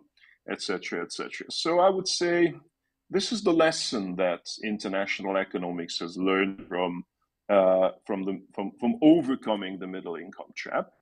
And if you look at the progress of the Central European countries, what's really interesting, you have this Angus Madison database of GDP going back, of course, GDP as a figure was invented in the 1930s by Russian-American economist Simon Kuznets, but the Angus Madison database at the University of Groningen in the Netherlands has been able to chase back or estimate the GDP figure for all of these countries going back centuries even. Obviously, the further away you go back in history, the less accurate these become. But what the lesson is, I think, for the last kind of 200 years is that these countries that we're talking about have pretty much stayed where they were. And that has always been, globally speaking, a kind of middle income situation. So Poland, Hungary, Slovakia were always kind of a little bit above the global average, about 10-20% above the global average. The Czech Republic somewhat higher up, 30-35% above the global average, and that almost never changed, not even with political systems. So we had all kinds of political systems in the last 200 years, and there was some movement every now and then, obviously, but by and large, it was a big picture story. All these countries stayed pretty much where they were. If you compare that to the Far East, for instance, Singapore, which is my favorite example, came from the lowest 5% of countries globally when it became independent after the Second World War. And by the 1980s, basically took the United States in terms of per capita GDP. And we observe similar developments even faster in the case of South Korea and in the case of China, very, very similar. So that is real convergence. That is when you have somebody really making it from the periphery to the center. In contrast to that, Central European countries were pretty much, delivering a stable result somewhere above the global average, but no huge movement apart from that. Of course, if you take a shorter term view, if you look at the region in itself, there are always some countries which are more, speeding up a little bit and then slowing down. Around transition, Hungary was the first one, and there was a time when Slovakia used to be the country that everybody talked about. Then it slowed down. In recent years, it was Poland, and Romania, which is outside of the Visegrad, but has definitely been very successful in recent years. So there's some sort of an up and down movement within the region as a whole, has not really caught up with Western Europe. And I think key to that is that we have not learned our lesson from the literature of the middle income trap, and we have not invested into human resources. If you look at the data, we have very good data, and the World Trade Organization, all sorts of data. The Visegrad region is heavily underinvesting into education, into healthcare, into all of those crucial sectors of the economy, subsystems of it, which would enable a faster convergence. There's a very famous book that people quote at this point, which is Acemoglu and Robinson's Why Nations Fail. And the general conclusion that these two researchers come to is exactly countries succeed which spread the resources. They call this inclusive growth. So inclusive growth means spreading resources into the entirety of the population, not just a small elite, as opposed to extractive situations where a small elite of some sort, it can be the Saudi Ibn Saud family, it can be tribal leaders in Nigeria, it can be Hugo Chavez and his Bolivarian vanguard in Venezuela, or some sort of an elite attracts resources towards itself and doesn't spread it to the rest of society. I think that's a very important conclusion. There's no sort of political system which is more successful in this than the other. The only general conclusion is investing into human resources. Now, I think Poland in that sense is a little bit of an outlier. Recognize that figures show that Poland has been a little bit more successful, having invested a little bit more into education, social policy in recent years. And there are some results. So in the PISA tests, for instance, Poland is the only country in the region which has actually seen some we have not. But I think in general, we are still very far away from the human resources driven development. And until we recognize that we are stuck in the model where we are expecting technology transfer to take place with direct investment. And I think that's still the paradigm of transition from 30 years ago. Government after government has relied on this paradigm that what brings you investment is Western investors, or nowadays Eastern investors even, bringing technology to your country, and that is your statistical level of technology, but it only really raises it to some sort of middle income status. And you don't become a generator of innovation, you don't become a generator of R&D, you become an adopter. In the best case, you become an adopter of research technology, but often in a sort of low to middle value added level. And I think that's where we're stuck. And nobody really knows. I mean, the big debate in the region obviously is why this is happening. I've had countless debates with people, friends, colleagues from the Visegrad region, and why we have very different political leaderships across the region, why this is universally the case that governments are refusing to invest much more heavily into human resources remains a mystery to me. I hope some of you in the room have some better solutions or explanations for why this is happening. But I think that's generally all I wanted to say. If we want to get out of the middle income situation, which has been correctly identified as being our current situation and our current challenge, then I think a switch towards a human resources driven economic model of development is of essence. Thank you very much. Thank you very much. Okay, so thank you very much for your presentation. And now, if you can still stay with us for a little longer, then I would like to open the floor for questions and maybe even comments, because I think that's a really interesting topic to exchange thoughts about. So anyone who has questions or comments, please raise your hand.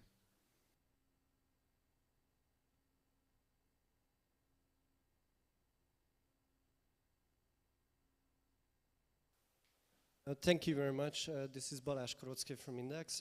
You mentioned Ireland and South Korea as an example that came out this middle income trap, but these two countries are a really neoliberal country in the sense that even though they are spent so many on human resources, but and the numbers are good in a macro sense, but there are a lot of people who are struggling well below the poverty line. So is it really good for living in an Ireland, even though, or in South Korea, but when the state doesn't, not necessarily gives you to, become successful as a human being? And what should the V4 countries do to the bad side of this development that happened in these two countries that we can get rid of? Thank you. Okay, thank you very much for your question.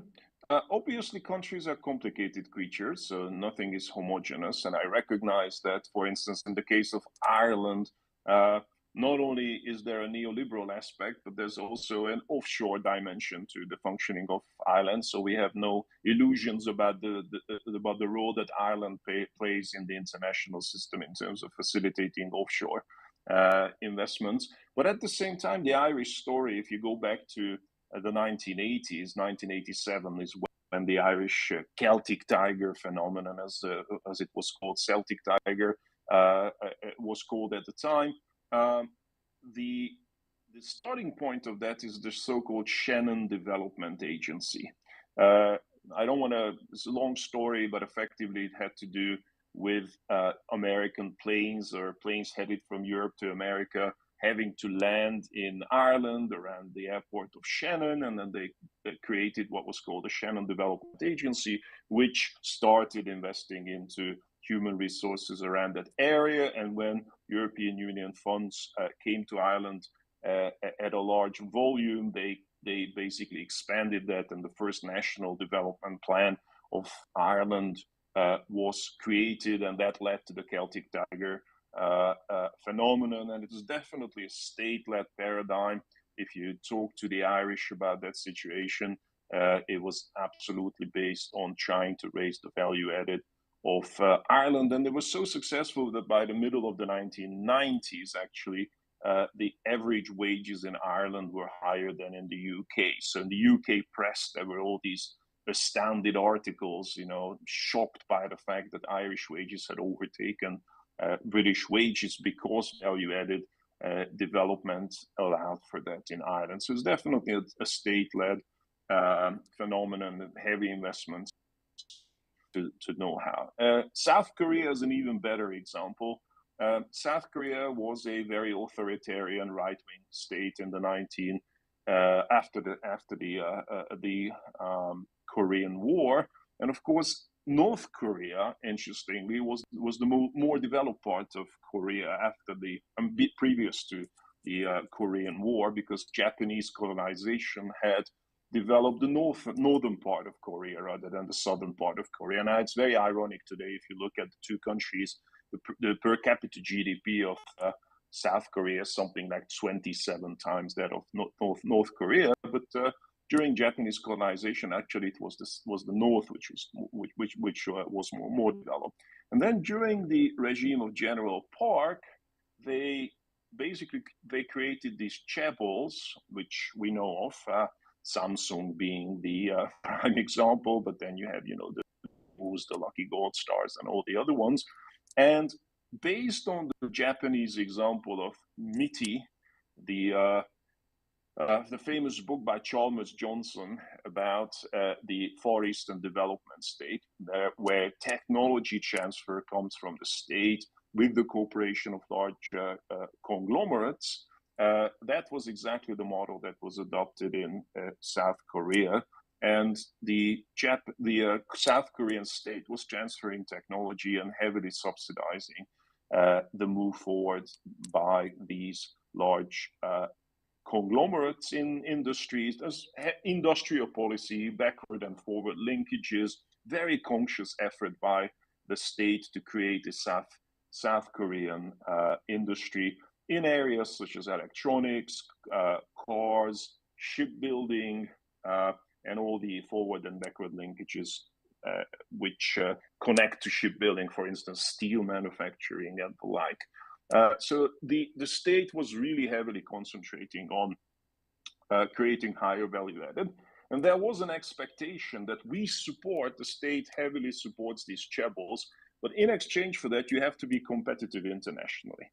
So the thing happens in our region as well. The states heavily subsidize large business groups with public money, with tenders, even with technology sometimes, but mostly I think with public money and tenders. But there's no expectation that you should be competitive internationally. So I think it's very hard to find an example of convergence to higher income status without the state being involved. You will be very hard pressed to find any example where on a market fundamentalist basis, without the involvement of the state, any country really caught up from a middle income situation to a more developed situation. But the expectation must always be there that these groups should be able to compete and have products which could be sold on the international market. And I think that's kind of missing from the region. You find the odd example. I'm aware that in each of our countries you will find one or two examples where this is the case. But by and large, I would say that we are not at the stage where we have internationally recognized champions, or even champions which would be competitive at the European level.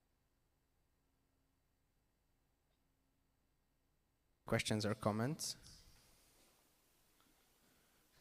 I have one more question to our presenter, to our lecturer.